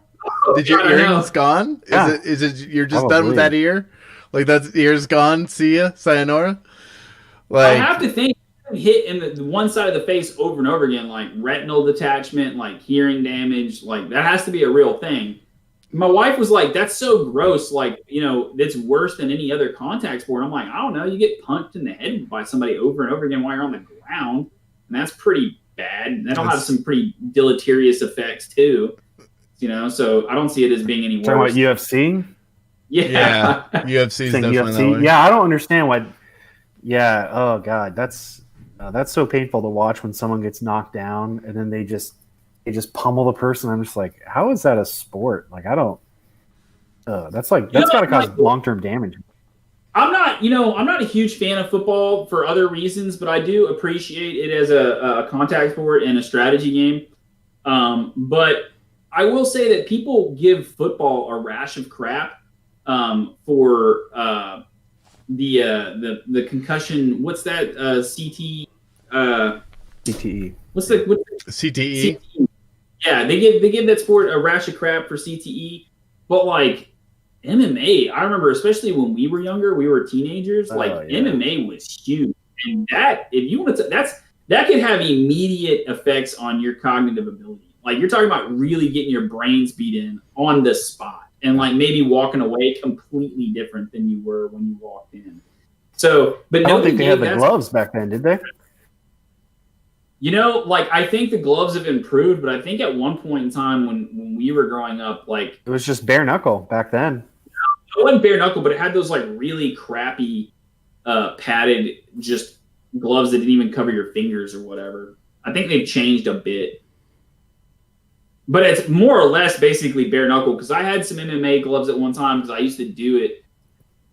And it was like neoprene and gel basically over your knuckles. But like, dude, it hurt sometime to hit my heavy bag. If I hit my heavy bag in the wrong spot, like hurt my hand. Like I know it hurt. Have you ever done boxing workouts? Oh yeah. Either of you? Have you ever done boxing workouts, Rommi? No, I've never done boxing workouts before. Okay. Yeah, one time I joined a boxing gym just for the workouts, and I was like 21 at the time, and you'd have to wrap, whatever, and like I didn't wrap with tape, I just wrapped with like the cloth thing that you buy. It's only like I think $10 or $15. But like, dude, when I was done with the workout, even only after I think a half hour or an hour, dude, my hands like my hands would be stuck like this, after punching, and like I stopped doing the workouts after like a month. I just said I can't take this anymore. My hands hurt way too much. Like I was like, I feel like I'm 90 years old and have arthritis. You're turning into Johnny Tremaine. No, seriously, I did the thing with this. You got that thing that bounces back and forth. Then you have the giant one that's on the string, the bag that you hit, and it goes out and then comes back. Yeah. And there's like a light bag and a heavy bag. And dude, my hands, couldn't believe how much my hands hurt. I have no idea how boxers do that, man. Like my hands. I've been hit in boxing. And me and my friends used to bare knuckle box, and I got my jaw dislocated, and I still have problems from that. That freaking hurt. But that's real smart. Yeah, real smart. Yeah. We were kids, dude. I mean, yeah, not very bright. But getting hit in the head with a boxing glove is like serious blunt force trauma. But it doesn't like. It's not like being hit in the face with knuckles. I luckily when I did MMA, I never really competed seriously, and I never got hit in the face or kicked in the head. I would always block it, but I mean, my arms took a pounding, and so did my hands. All getting hit there, and you could basically feel someone's knuckle under those gloves. And I mean, so those guys are really beating the crap out of each other. So I will say that there's some sort of concerted effort against team sports and against men building teams or groups to compete with each other against, because there's no attacks on MMA, but there's an attack on group sports left and right. That's very true. That's something Rush Limbaugh will talk about all the time. He'll rant about it for like an hour about how they're like trying to kill football, and how they're trying to kill high school sports, and just basically make men wussies. Is having football commit suicide, honestly, with what the NFL are doing. They're getting all super political, which is not jiving well with the rest of the country, but he does talk about that, and it is interesting. I've always thought it would be cool to like play rugby. Like I always thought rugby was like a badass sport. You know what I mean? No way. You don't even have a helmet. There's no helmets. Based. Rugby's safer than football because you literally cannot just hit somebody. I actually think it's against the rules. Number one. Yeah, but a lot of the famous rugby people have wrestler ear, cauliflower ear. Sometimes. That's from the clinch. Yeah, whatever. That's from like the clinch and stuff. It's. I'd rather have cauliflower ear than have like degenerative brain disorder. I think the fastest growing sport in America is lacrosse, right? At high school level. That's dangerous at all.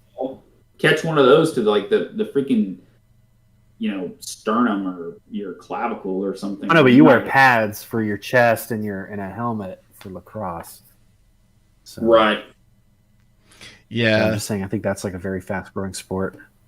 I didn't have it where I lived as a kid, but everywhere in like the Midwest, the East Coast, it was huge. The rugby teams are cool to watch though. Like whenever they like stack on top of each other, they literally lift a guy up to catch a ball. It's crazy.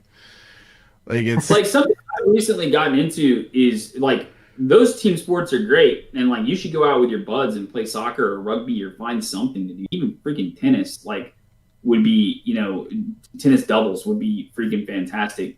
I got an airsoft recently because I had a previous occupation that required me to use firearms and use them in a tactically sound manner and use good small unit tactics. And I was like, man, I'm losing a lot of these skills. I don't ever use my equipment. Like I haven't field tested or done any T&E on my equipment setup or anything in a long time. My shooting's not as good as it used to be. And so I was like looking for cheap ways to train. Well, you can't get ammo right now, right? You just like impossible to find ammo. Yeah, the prices of ammo have like what, doubled? No, more than that in some with some calibers. But I was like looked into these gas blowback airsoft rifles and pistols, and they're really similar and very realistic to the real thing. And like, yeah, there's some differences with like the way the trajectory the BBs work and hop up and all that stuff. But you can adjust all that to be really similar and to work on your holds and to work on reaction speeds and movements. And just muscle memory, especially with pistols. So I got one. I was like, I don't want to play FPSs or anything like that anymore. I don't want to get into gamer culture, but I do need to find a good way to have fun in my leisure time and to be physically fit and to challenge myself and to like rebuild these old skills. So I did that.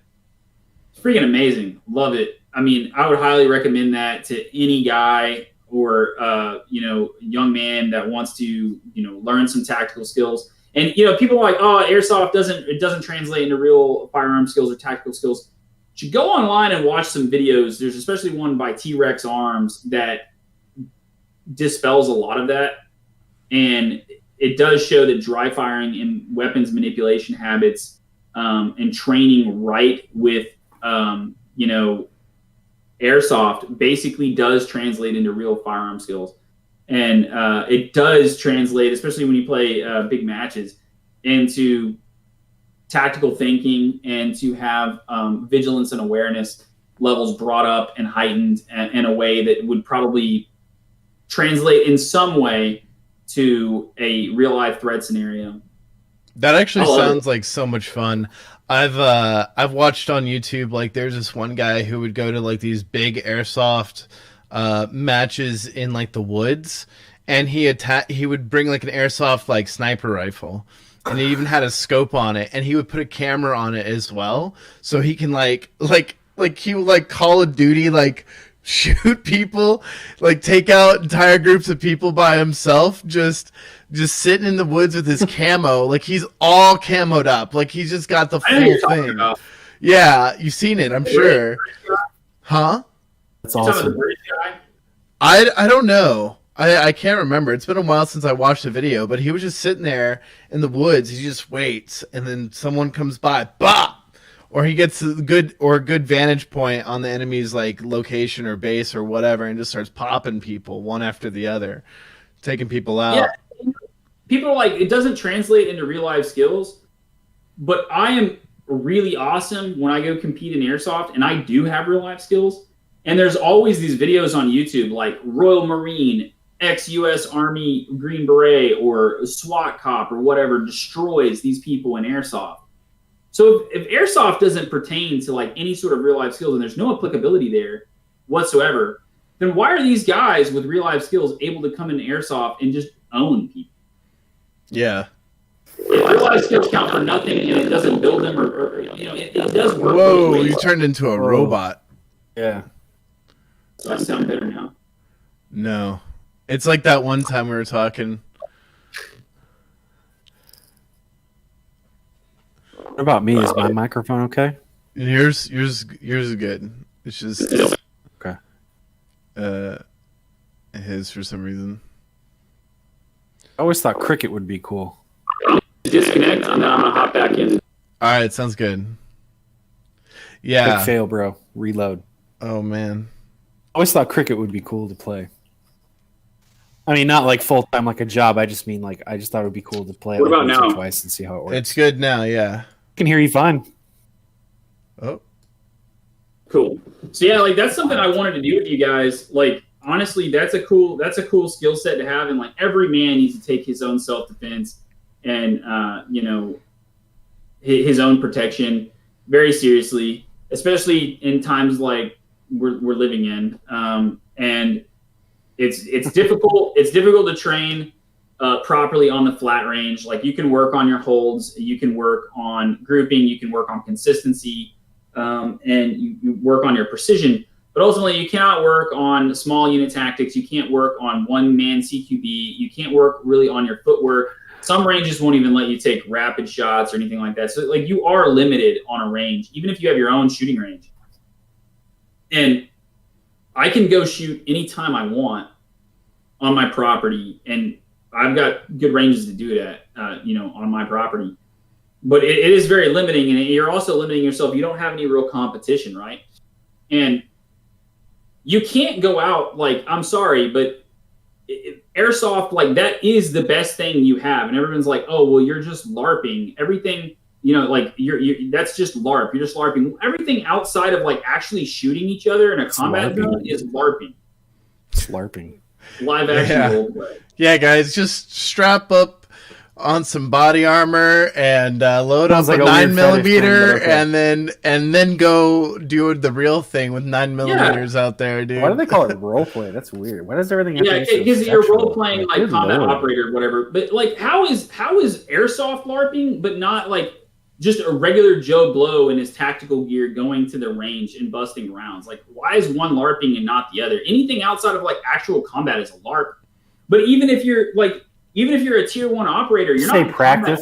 Stay practice. Huh?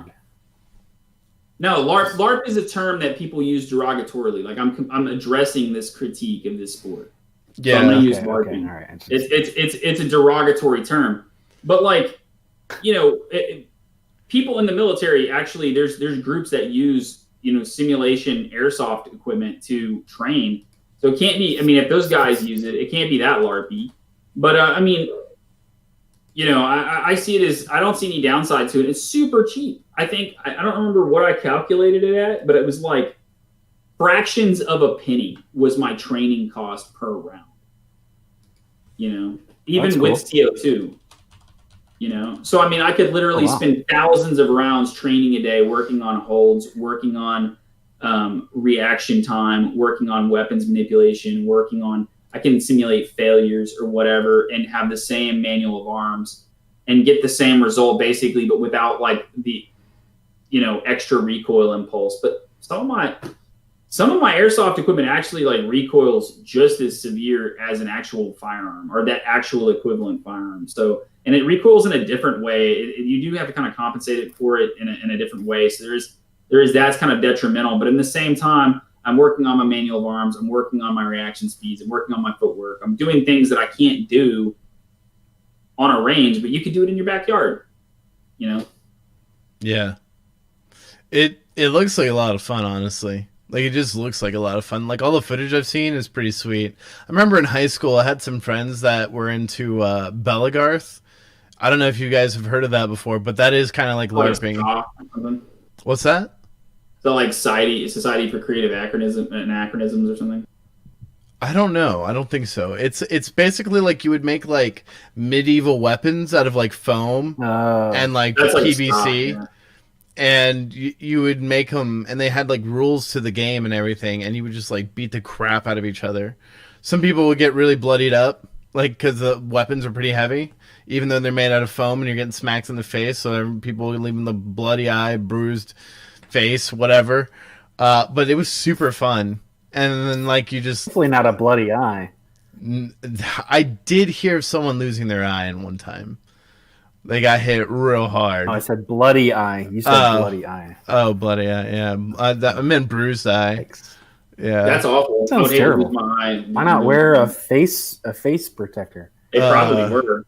Some people do. I think nowadays it's like seeing people on a motorcycle without a helmet. I mean, it's just like, what are you doing? Just wear a helmet. So I have a funny story about this. Look how cool I am on my motorcycle. Okay, well, if you crash, your brain is not good. There was a guy I played video games with that we called Silent Kill, and he's Indian. And for years I've played with this guy. I've known this guy since I was like 15, 14. And for years we'd be like, "Hey, you want to go do this?" And he'd be like, he would always have these sayings, and he'd be like, "Nah, nigga, my hair."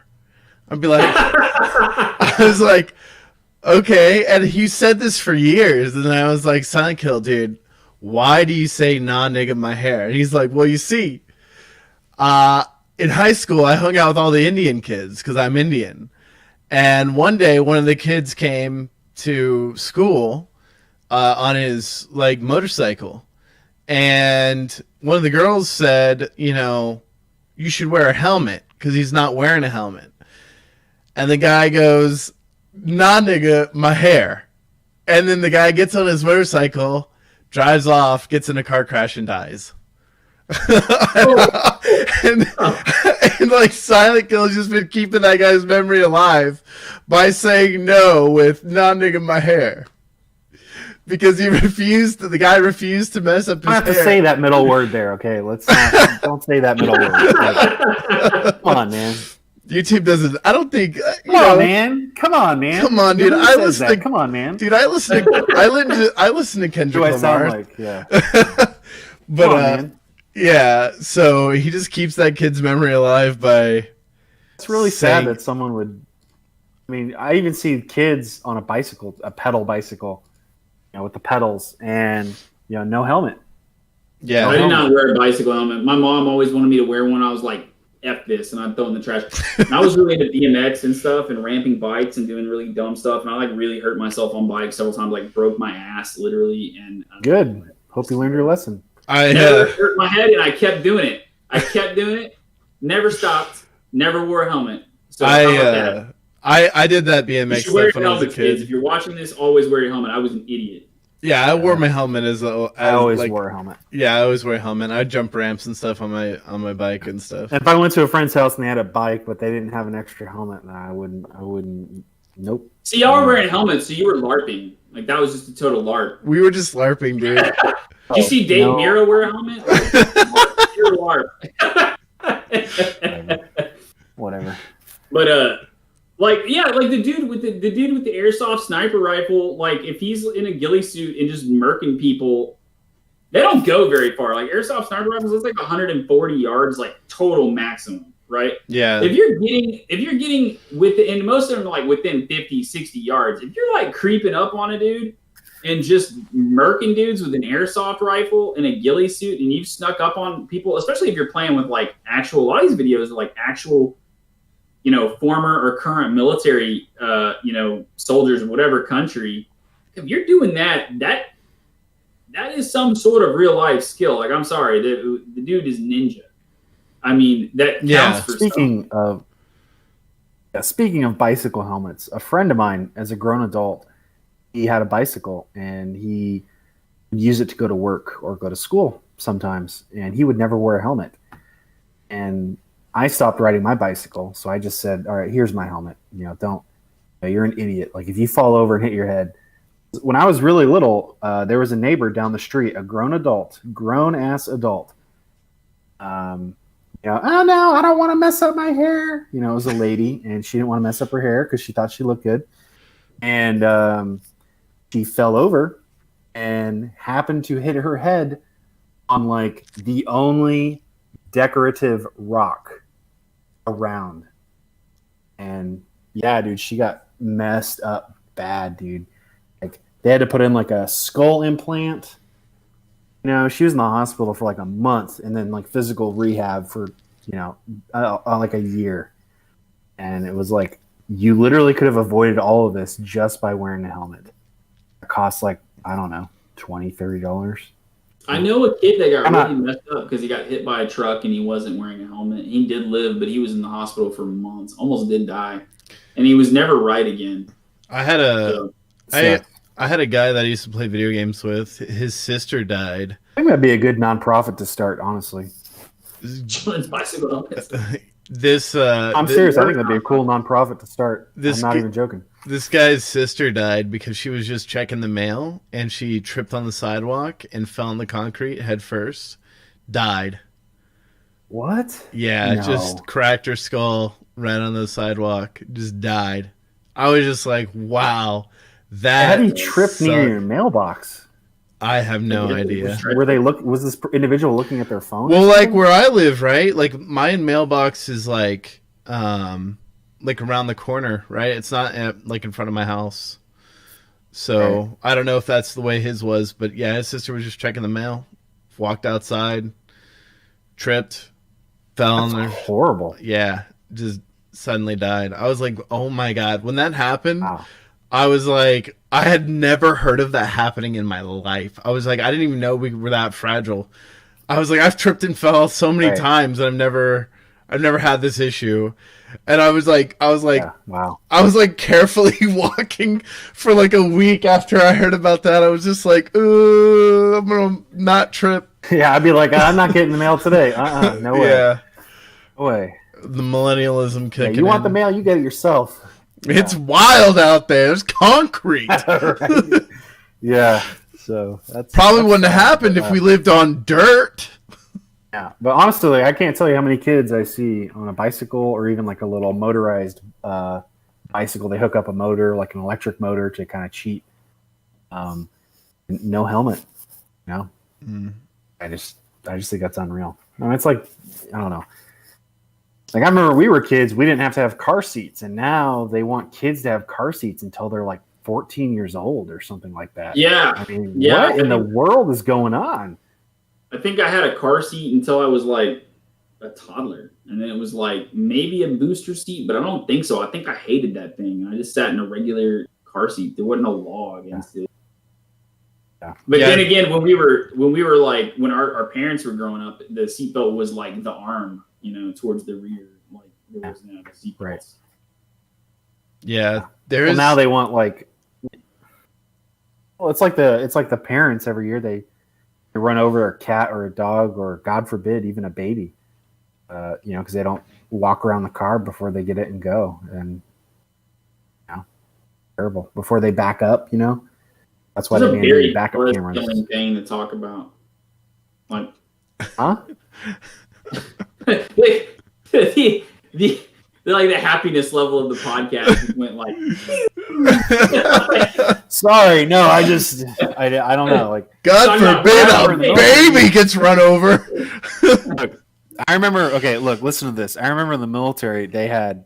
So if you want to drive a motorcycle, they make you. You already have to do special training just to get the motorcycle license through whatever state it is or whatever, or county. And then like the military base or even the command will make you do even more training. Like has to be certified by like, their person or whatever, and you'll have to watch all these extra videos, like all these extra requirements. Really, it's because they do it to deter people from riding a motorcycle, because like more people died from like a motorcycle crash 1 year than like died in combat or something like that. Like back in like, this was like in 2012 or 13. Yeah, I remember this thing Yeah. happening. It like made the news. Yeah, it's crazy. Yeah, I had a friend killed in a motorcycle wreck. Like they're real. Like they do occur. Let's talk about something better than like our dying in a freak accident. Yeah, wear a helmet. Sorry. Yeah, thanks, Rolo. It's not, well, whatever. Yeah, not my fault. It's all you guys talking about. I don't know why you wouldn't wear a helmet. You guys are like, oh, look how I badass didn't, I am, not bro. wearing a helmet. Bro, if I was gonna die, it was gonna be from excessive badass. Like I did not. I like honestly looking back, it was totally stupid, and I should have worn a helmet. But I just Dying didn't. from excessive badass? Is that what you just said? Did you just say that? Yeah, I should have Like, worn a helmet. I don't know what to lamest thing I've say. ever heard. I didn't do it. I was like, first off, What are you, I had James rode- Bond? I quit riding a bike at like 12 or 13, 14, somewhere in there. Like just stopped riding a bike entirely because I honestly don't remember why, but I started running often. And so, yeah, somebody stole my bike, and it was a really expensive bike, and my parents accused me of leaving it out in the neighborhood, but literally some dude came in and stole my bike out of my garage. And like we found that out later, but my parents blamed me. They said they'd never buy me another bike, right? And they didn't buy me a very nice bike to begin with. It was kind of heavy and crap, and it was really hard to do what I wanted to on it. But I still had a bike, so That sucks. yeah. But I think they bought me a really heavy bike that looked like a BMX bike, so that I couldn't do all the stuff that I wanted to do on it, or made it really difficult. So, but I just adapted and overcome and did what I wanted anyway. Bike went away. But like I was young and dumb, dude. I don't know what to tell you. I didn't wear a helmet. Like this is a really strange conversation to be having 15, 16, 17 years later about my childhood bike. I don't know. But It reminds Well, me A of, bicycle represents freedom. That's for a lot of kids. You know, you get to go explore Not new anymore. things in the neighborhood, or like a dirt field. You know, me and my friends would, people in the neighborhood, we would build like little dirt jumps out in the dirt field. Now Something it's a really, it's a yeah, dude. subdivision. We did that too, bro. In our subdivision, all the culverts and everything, we turned them into big dirt jumps, and then we made them out of like all of the foundation and pad dirt and stuff when they were building new houses, like in our area. And you always used to know. I saw this meme on Facebook the other day, and it's totally true. And it was like, I don't remember what it was referencing, but it was something on social media or games. But it was like how we kept up with everyone's statuses back in the day, and it was just like a pile of bikes in somebody's yard. And I was like, holy crap, that's totally true. Because if you didn't have anything to do on Saturday, you got on your bike and just rode around until, you found your friends. yeah, I remember that back in the day. The whole helmet thing reminds me of this 4chan operation that went down a couple of years ago, where they decided to collectively develop a right-wing safety squad. And basically what they would do is they would find places that would have like raves, like underground raves and stuff like that, in buildings that weren't meeting the fire code, and they would report them and have the rave shut down. And they would do that they were doing it in Europe, they were doing it in America. They were like learning all the codes for all these areas, and then people were reporting, hey, I hear there's something going down, there's like a party going down over in this building, and then they would just call the local like police or firemen or whatever to get people out of those buildings. Obviously, it was like to combat the culture that develops in those kinds of situations, but they called it right-wing safety squads. It was under the guise of, we're just caring for your safety, and I thought it was hilarious. Man, That's really funny. They would have like Pepe in like a fireman's outfit, like spraying down like purple-haired people with water and stuff. It was like cartoons and stuff. I thought it was great. It was so funny. That's funny, man. When I was younger, like I do know, like just because I thought that our culture in our age group was the most degenerate until I saw like my younger siblings who were, only like 7 years younger than me, basically, in their culture. I was like, whoa, our generation's effed up problems meant nothing. And they were pretty bad. Like our generation really did have a lot of problems. And I actually do know kids that got really messed up at raves. I don't know that I know anybody that died. But At what? Raves? raves, yeah. I never understood that as a kid. I never went to a single one. I didn't either, because ecstasy permanently damages your brain. Yeah. And I was just like, the DARE program worked for me, man.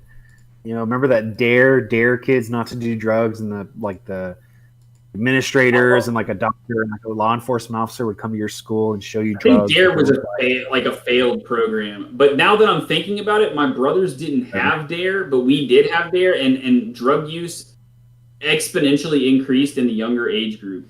Like, I'm not saying my brothers did drugs or anything like that, but I'm saying that their age group and the people I saw in their age group definitely had problems. And, still some of them do. And even the younger kids have even worse problems. But so I don't think that DARE prevented me from doing drugs. I was just smart. And one of the only things I really had going for me, although I was pretty athletic, but the only real solid thing that I had going for me was my intelligence. And I just knew that I did, if I did the wrong drug or did the wrong thing or whatever, done, just annihilate your brain. And that was just totally unacceptable. My friends that did hard drugs, they didn't have a whole lot to lose in that department. And so they had something to gain, in fact. They didn't have a whole lot to lose in that department. They did them, and I don't know how much damage they really did because they weren't all that bright to begin with. So I think their future was already just really bleak, and there's not really good. There isn't a whole lot of great prospects anymore in this country for just a physical laborer. So they might have just numbed the pain with narcotics. But yeah, I think just being of higher intelligence, I just didn't screw that stuff. And then most of the my age group who was smarter either did really hard drugs or like nothing. It was really weird. It was a strange dichotomy. I don't know how to explain that one. Yeah, that is kind of interesting. Really sad. I mean, I was one of the kids that did nothing. I was homeschooled though. Like all the kids did nothing. All my friends did nothing. We good. I played tennis as a kid. I got into canoeing. I got into figure skating when I was real young. Cool. Yeah, I got into ballroom dancing in high school. That was super fun. I enjoyed ballroom dancing a lot. I did I've got a bunch of friends, and like something I've been really interested in, and people can say whatever the hell they want, but like one of the things that all the people older than me, including my parents and then their parents did, was, and I did too, with my girlfriends when I was younger, I would go to like dance halls and stuff.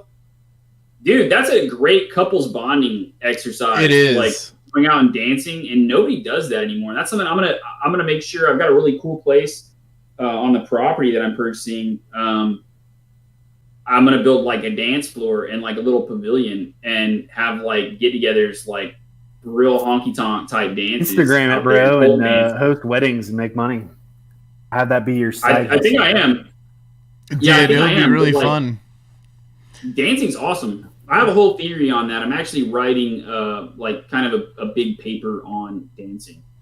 That's cool because I can say whatever they want, but I've done a lot of really interesting historical research into dance and American folk dances in particular over the last couple of months. And they're very, very ancient and have a lot of really cool implications. And yeah, there's like a lot of movies that we've grown up with that show like, you know, old colonial times, you know, all the way up to like Victorian era, you know, early 1900s. And it would always be like people very proper and dancing, you know, square dancing, you know, whatever, line dancing. And now it's like the dancing they show is like in a club with like, you know, it's like a movie where like, you know, like the Miami Vice movie, you know, like they go to the club, or like Bad Boys, they go to the club to bust the, you know, drug dealer guy or whatever. Well, instead of a courting ritual, it wasn't even just a courting ritual. It was all dance is spiritual, and all dance comes from a source of divinity or worship, like honestly, in most cultures worldwide. And then there was also a courting or a fertility ritual aspect to it, but it was a very organized and orchestrated event that the priest basically put on. Now, yeah, I'm just saying that. Look, we just have simulated sex. Like that's your dancing. Yeah, exactly. The dancing now is like sex LARPing. It's like, yeah, it is sex LARPing. It is. That is such a weird word. LARPing? LARP. It's a very common. It's a common phrase, bro. I mean, it's not that weird. Okay. I mean, I've said LARPing. I've heard it before. I've just never understood it. It just stands for live action role playing. So instead of like role playing in like D&D or whatever, you're actually doing like live action. You're committing the acts yourself in real life. Cringe. No matter how masculine you think you are, and I don't do this, okay? So like I'm not a part of this LARPing, like medieval LARP thing, but like kids who go out and actually act like swordsmen or archers or whatever and LARP medievally or whatever they're doing are way more masculine than you sitting at home playing Warzone. Yeah. And like, it's creative too. They build their own weapons too. Like they get creative with it too. And they have like rule sets for the weapons and like what weight and length they have to be and stuff. And they measure all this crap out. Yeah. It gets pretty involved. It's pretty neat. That's way more masculine than sitting at home and playing Warzone. And like, I don't care if you lift like. No way, bro. Video games are way more cool, bro. I don't care if you lift and you go out to the club to pick up like random strange girls or whatever.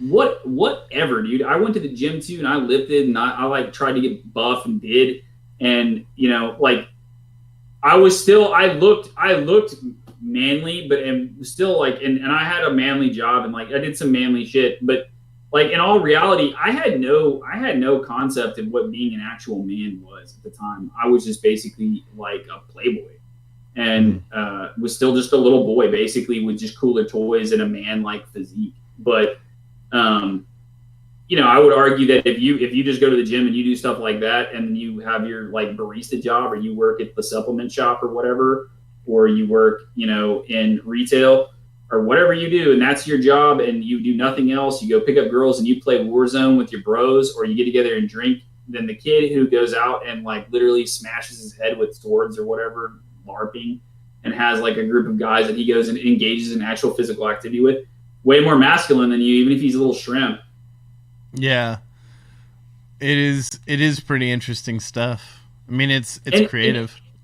In ancient Germanic culture, like, it's not impressive that, honestly, like, now having a family and everything, is like not impressive to me that you pick up some sort of skank at a bar and you take her back to your place and do your thing. I'm not super impressed. Like, in ancient Germanic cultures, you could not even get married or court a girl until you killed a man in battle. Like, so obviously there was a higher status or a higher esteem to being a warrior than to being, somebody who could pick up a girl. Like, it just, you weren't even eligible to be in that reproductive pool until you went out and spilled blood. I'm not saying go do that, but what I'm saying is, like, that obviously wasn't seen as being like the highest element of masculinity. Otherwise, that would have been something you were trying to achieve the entire time. Ancient Germanic douchebags, trying to get girls for free without having to kill anybody. It's like, hey, Rolo, come here, dude. Put this ketchup bottle under your shirt real quick, dude. We're going to... and take this sword, dude. I got my own, dude, and I'm going to, like, slice this ketchup bottle, dude. You're going to pretend to be dead, and I'm going to get a wife, okay? Ancient Germanic douchebags probably would just go get drunk with their boys, and, like, they would cross the border and go into Rome and just pick up some sort of Roman hooker. Oh, okay. Like, be drunk in a Roman club, honestly. Oh, okay. They'd be like, you see my chariot? I lift. And buy you a drink, girl. That would be an ancient Germanic douchebag, probably. Would you went to Rome for the weekend? Yeah. Pretty epic. But, yeah. What did you do? I went to war with Romans. That's what I did. Now I'm getting married. I'm going to start a family. Yeah. But going back to the dance thing, I think the dance thing was actually really good, because the dancing thing for me, it just made me like, well, one, I really loved it. Like, ballroom dancing, we learned like salsa, cha-cha, foxtrot, waltz being my favorite. The waltz is actually a very ancient dance. Yeah. There's also the Viennese waltz, which is crazy. That's like way harder to do, just the basic stuff. That's like a thing in Austria. Like, every year they, like, the young men and women, they actually study those dances and they do it. It's like on TV. Like, it's very, you can look it up right now on YouTube. They play like classical music and they have to do all this like classical dancing and stuff. It's like a rite of passage for young men and women.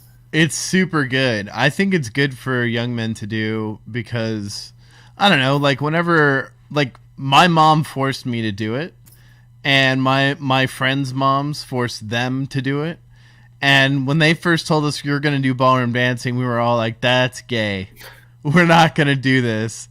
And they forced us to, but we ended up loving it. We ended up just loving it. And it also, just like, for me, self-confidence, right? It does. Like, it helped me, like, talk to girls. Like, I never really... Right, yeah. Yeah, I would talk to girls well or anything like that. But it helps your confidence out, and you've got the skill that... I would say most young women probably don't know how to ballroom dance, and you could teach them, so... Yeah, that's true. And if you learn to lead... Like, that's the other thing is in dancing, the male always leads. Like, it's very, like... traditional in terms of how just dancing is, right? Like I'm sure gotta change that, man. I'm sure gotta end the patriarchy, bro. I'm sure there's some Twitter harpy that will get real offended that men are leading and dancing. Can't have that, dude. Gotta end the patriarchy. Yeah, gotta end the patriarchy that the man leads in dancing. Why can't the woman lead in dancing? Because that's not how dancing works. But you know what's so funny is when I used to dance, women are really uncomfortable if a man can't dance and doesn't know how to lead in a dance. But for whatever reason, and is in no way in the rest of her life is she comfortable with a man, leading in anything. And I noticed that with girlfriends and stuff when I was young and we'd go to dance halls and whatever. It's really weird. I don't know what type of implication that has on relationships going forward, but I think that there's definitely something to that. Yeah, I agree. Like there would always be like, so I would lead when I was told by a lot of girls that I was a good dancer, like for ballroom dancing. But like there were some guys, like they actually preferred to dance with some guys, not based on looks, not based on anything, but that they were good at leading in the dance. They were just good dancers. And guys that couldn't lead, they didn't want to dance with. So, like, some guys sort of would have been wallflowers, right? Like, if that was a thing for dudes. It's like, Mike is going to ask me to dance, and Mike sucks at dancing. The females are all upset about it. But it's like, I think it is something that's untouched. It hasn't been destroyed by the current climate of our culture. It's interesting that you say that because we'll talk about that. I can't talk a whole bunch about my research on air because I may be writing a book about this because I've done a lot of historical research into it. I actually just do historical research and I happen to stumble upon these big implications in dance. Okay, I was like never really fascinated with dance and then decided to research it. It was I'd become fascinated with dance because of the research I was doing. And being a mating ritual at one time, I don't know how to say this without giving away too much of my work, but we're going to talk about this in a later episode. I want to really hit on dance, and I want to really hit on the research I've been doing later. So I want to plug my work, obviously. But yeah, I'm surprised. It's actually pretty cool. But yeah, I'm surprised none of those. Being a courtship ritual, at one time, that was maybe a selective. Dancing might have been some sort of selective pressure for reproduction because a guy who's not necessarily that attractive but is assertive and is a good leader in dance, that might actually, there's a rhythm to nature, there's a rhythm to life, there's a rhythm to society, and there's a rhythm to the day-to-day activities, and there was a spiritual rhythm throughout the year, the liturgy, right? And so a man that could tap into that rhythm and could also lead and make the right decision, had some geospatial awareness, had good geospatial recognition and timing, right, could have potentially been a way to select for the right type of mate, not just an attractive one, but one that there's a lot of implications to dancing and footwork and coordination, and it could translate into like actual warrior skills or being a hunter or being, a farmer or whatever. Yeah. So Native American tribes choose their mate by each tribe splits down by I'm a part of the eagle feather or antelope or snake or rock or moon. And I visited some Native American reservations, and on a tour they would talk about how marriages went and stuff, and they would have arranged marriages, and they actually would not have any problems with incest or anything because they would only marry certain people with certain basically your overall tribe, and then what sect of the tribe you belong to, you would go with someone else of another sect. I always thought that was interesting. Interesting. Yeah. What's interesting is did those ancient cultures have dancing? So I know European culture and like old European culture had like dancing like with each other, right? But like when I look at like old African tribes and old American, like I guess Native American tribes, their dancing doesn't actually involve touching other people. Right. Yeah, we can. When we do, I really think we should do a like an Americana or like an American folk like episode and touch on dancing, because European dance and Slavic and certain Asian styles of dance are unique. They are, especially Western and Northwestern, like Germanic styles of dance. They are the progenitors of modern folk dancing, right? Mm-hmm. And they are unique, and you don't see those in any other place. And there is a particular reason for that, and I did discover that in my and even in the Middle East, in Jewish culture, you know, especially like even today, Orthodox Jews, they won't dance with each other for ceremony. Oh, really? Oh, yeah. Interesting. It's men dance with men and women dance with women. Oh, yeah. And they are sacred dances too, and they are in reverence of God, or their God. Oh. And you know, there's a purpose to it. It's not, and it is for celebration, but it's kind of an ancient way of doing things. But they won't do that, and I witnessed that there. I don't know if couples dance in other parts of the Middle East, because I didn't go to dances. I think I went to. I can't remember. I can't say. I bet not. But in Europe and in Russia, there is definitely a dancing tradition that comes out of the Proto-Indo-European culture, and it is a very specific, and it denotes very specific things. Interesting. Yeah, it is really interesting. It was, you know, I'm surprised that like as popular as Dancing with the Stars was or has been, because it's like what still, I think super popular. I think this is like their 15th year, I think, or like 20th year or something. I like love that. watching it. That it didn't. The company that did it didn't capitalize on it with like rolling out nationwide some sort of like dance program in schools or extracurricular or whatever to make even more money. Like, hey, join this dance club, pay a fee, and then have like a competition. And if you win, then you get to have your own little Dancing with the Stars at it was like golf, you know, the U.S. There's a reason Golf why, Championship. and I will not say it on air for many reasons. So, but there is a reason why they don't promote it. We can talk about it off air. So okay, well, I don't know. I thought that, like, no, because no one, like, you talked about a book or whatever, but you know, no one on that TV program has done that. So we're gonna have to wrap it up soon. But we should talk about like things that we should start doing and documenting for, you know, posterity and for this podcast and for our streams that we should do to change our lives for the better and hold each other accountable. And we need to form a man group of like-minded men, actual like-minded men that want to better each other and better our families and society, and try to give each other the hand up and kind of like set goals and document that journey.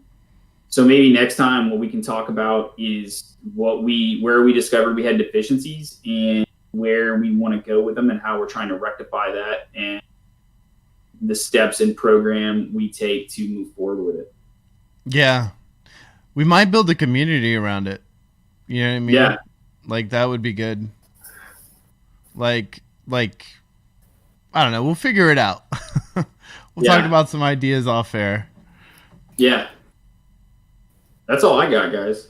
Yeah. Any more questions on the live stream or what? Or no. My buddy Oren said that he saw the post, because I posted the stream on my Facebook, so cool. People that know me might have tuned in, and he said he loves, when we were talking about fighting and stuff, he said, I love watching hockey for the fights. Yes. Dude, I always get so mad because I go to watch fights and then hockey games break out, and I'm just like, what the heck is that? Yeah, That's dude. Some people go to watch it live for the fights. Yeah, it's for the fights. It's like you go to hockey games for the fights and you go watch NASCAR for the crashes. Yes. You know what I mean? It's the bet. It's for whatever reason, like the things that aren't supposed to happen are the most entertaining.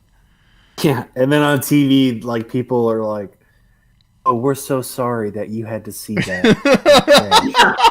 Yeah, the people at the track are like, "Woo, yeah, your car's knocked out, dude." At one point in time, people literally went and risked their lives to watch two trains collide, and people died. And if you don't think that in this day and age, that if people were going to ram two trains at full speed against each other tomorrow, that million people wouldn't show up to watch that, you are wrong. And there would be people risking their lives to go see that carnage. Is that a real thing? Oh, yeah. That really happened. What? Oh, I need to read up on that. I need to see that. I don't remember, but two trains were sent at like 40, 50 miles per hour at each other to collide, and people, they sold tickets. They sold like 1,000 or a couple thousand tickets or something, and people were killed and seriously injured by that. Nah, I'm because it's just throwing the injected. BS on that. Look it up. Look. All right, Rommi, look it up right now. All right, let me look it up. I can't do it with my computer right now. Trains colliding into each other. There's several videos of this. I think the first time it happened is one of the first times they ever recorded it. It was two steam locomotives that plowed into each other. Crash at Crush. That's like an old movie. Crash at Crush was a one-day publicity stunt in the U.S. state of Texas that took place on September 15th, 1896. William George Crush, general passenger agent of the Missouri, Kansas, Texas Railroad, popularly known as the Katy from its MKT initials, conceived the idea in order to demonstrate a staged train wreck as public spectacle. No admission was charged, and train fares to the crash site, called Crush, set up as a temporary destination for the event, were offered at the reduced rate of US $2. Oh my! Someone actually paid to be in a train wreck. Oh my god! They killed people. It's horrible. That is horrible. With accounting for inflation, that's $61.46 today. What is this? As a result, an estimated 40,000 people, more people lived in the state's second largest city at the time, attended the exhibition on Tuesday, September 15th, 1896. The event planned to showcase the deliberate head-on collision of two unmanned locomotives at high speed. Unexpectedly, the impact caused both engine boilers to explode, resulting in a shower of flying debris that killed two people and caused numerous injuries among the spectators. Wow. True story. Actually, true story. The Katy line affected my family. Two of my great-great-grandfathers died working on the Katy line. They were engineers. Yeah. That's incredible. They died, and they left a bunch of kids basically orphaned, and it started a really bad. My family, they were engineers. They were actually pretty well off, and then it started like a horrible cycle of poverty on that side of my family, and it lasted until really my parents, my mom, and maybe her dad. It ended with her dad, but like caused major problems. The Katy line, I guess, had like some really sketchy. It had some really sketchy safety records, but it sounds like a total American thing to do. I told you it was a thing. Like people would go watch that to this day if there was a train wreck that was. Yeah, people in Charleston watched the bombardment of Fort Sumter when the Civil War started. People would watch on their balconies or out on the streets. They'd be like, "Oh, look at that! This war will be over in a week." That's what everyone thought. Bull Run or Manassas, literally people showed up in their best Sunday clothes to watch the battle, and then were horrified at how awful it was. Yeah. And then they got horrible. War is not a spectator I think sport. they said there was more people spectating the battle than were actually participating in it, and then they also. Yeah, I think so. It's not funny. A couple were like members that. there. This is not funny. Like, people were dying, and like the spectators were like vomiting and fainting. Yeah, and, like collapsing from it, like hysterical. Like just seeing this awful carnage. Oh man, can you imagine? Terrible. It's not funny. How would you feel if you're just like sitting there and you're like in a war that you feel is like really important? You're like fighting for a cause that you really believe in. At the time, in. nobody actually thought it was important.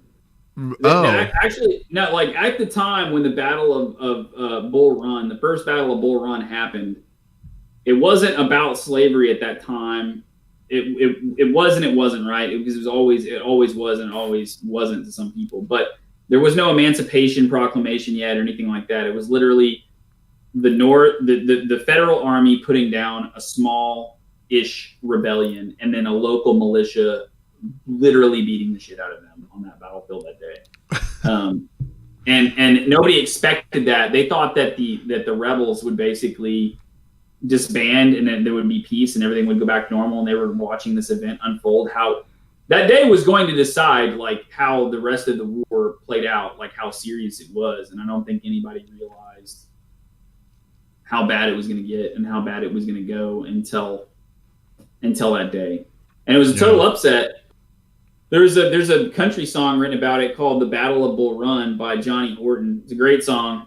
And basically all of these federal troops thought that they were going to go run these guys all the way back to Galveston Bay, basically is within the song, and they ended up getting routed back to Washington and further north that day.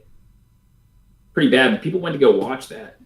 And like, I think people were more macabre back then because people would go watch hangings and beheadings and stuff and like dip claws. Oh yeah. I forgot about that. Yeah, they would watch hangings. We need to bring that back. Society would benefit from that. I'm all about that. Yeah, like I feel Singapore, like Singapore, it is illegal to have chewing gum. That's true. My dad went there on business and told me all about it. Ship or whatever, you can be publicly caned. And same thing with spitting. If you spit on the sidewalk, on the street, you can be arrested and publicly caned. And it has happened to people in the military over there. Yeah. They lock you up for a week, and then they have the public beating on, I think, a Saturday. Remember that kid when we were kids during the Clinton administration that went and like tagged up Mercedes Benzes and stuff with spray paint? And he was like an American student, or his dad was a bigwig, and they were staying over there for some reason. Or maybe he was just there partying, which is not a place you want to go party. And he spray painted this Mercedes or whatever, and he got locked up. And there was a big hoopla over here. Americans wanted Bill Clinton to step in and to save this kid because he was going to get caned down the street for like an hour. Because this is a big deal, spray painting somebody's Mercedes. And Bill Clinton was like, "No, you do the crime, you do the time." He was big on crime and punishment in his administration. And this kid, he like refused to save him. And this kid, it was a big public thing where we watched it on TV. This kid get caned like up and down the street for spray painting his Mercedes Benz. I bet he never vandalized someone's crap ever again. Base. Wow. Yeah. We got another chatter. Savage Henry. I'm tired. I've been up since 1:30 this morning. Would Trump relinquish the office if cheating were discovered? Could he choose to do that legally? It sounds like a rigged question by a DNC or RNC operative. So no comment. No. I know this guy personally. Okay. Well, even then, still. I don't think he would be obligated, nor do I think it would occur. Yeah. I have no idea. Trump like kind of owns his problems. He's just like, yeah, I did it. And like the Bush versus Gore hanging chads and the punch the hole, those ballots, and like both sides were like stuffing the ballot box down in Miami. Was it Tallahassee or something? I don't know. I don't know. Watch the Roger Stone documentary. He talks about that in there, how like they had people on videotape. Both sides were like trying to cheat or whatever, like after the election, and they got caught or something like that. What does that have to do with this? And good information, but I mean, like, no, I don't think he would, and I don't think he'd be obligated to. Hanging I don't know Chads how is election law works. I think it's ridiculous. Hanging Chads. How are you a country if you can't even have an election? Like, seriously, how are you a country if you can't have an election? You can have a monarchy. That is a serious question that we're going to cover that more as the podcast goes on, as we get closer to the election, because what are you doing? In foreign countries, you have to get like your thumb or like your hand, like fingerprint, like black ink, and like that doesn't wash off. Iraq like, has to get your fingerprints for freaking voting, and we can't even ask for your ID. Like, yeah. So I don't know. It's like LBJ for the Senate in '48. You know, ballot box 13 just magically showed up. You know, and then he won by like 40 votes or like 100 votes. Like, the entire state Senate seat was determined by like a bunch of dead people who were registered and stuffed into this ballot box 13 that magically showed up after the election was done and counted. That was the thing, man. My family was really one of my recent ancestors was in the house with LBJ or his dad. I can't remember. One or the other, but that was a real stolen election. All of LBJ's elections here in the state, and then others were 100% voter fraud for sure. Yeah. So I've heard the stories from the old like time. Los Angeles County in 2012 or 2016 had 120% voting out of like 100% of the people in the county eligible to vote. They got like 120% turnout. Man, we really opened up a new can of worms, didn't we? Like, more Thanks people for the voted question, in Henry. some county in California. I'm gonna stop the politics talk for tonight, just because that's like we're running out of time already, and we like, should that's wrap it up. Show that we can talk about, but like, to answer your friend's question, I don't even know, like, the whole, when Trump made the statement, I can shoot a person on Fifth Avenue and still become president or something like that, or nobody would care. I don't remember. Like, that's still true. The guy is wildly popular, and his opponent has really strange mannerisms and behaviors around younger Americans. And I think that creeps people out more than Trump cheating with like a grown woman, probably. Yeah. So, all the stuff that's coming out this week has been really interesting. We should talk about that at some point. Nah. Gross. It's a laptop full of disgusting stuff. Anyways, you guys think that's a good point to wrap it up? Yeah. Yeah. Yeah, I think we're in conclusion, if you ride a bicycle, wear a helmet. Yeah. Wear a helmet and have male. Wear a helmet and have good male friends. Yes. And take pride in yourself. Yeah. And you'll have a lot of better. That's a good start to having a better life. All right. We'll catch y'all later.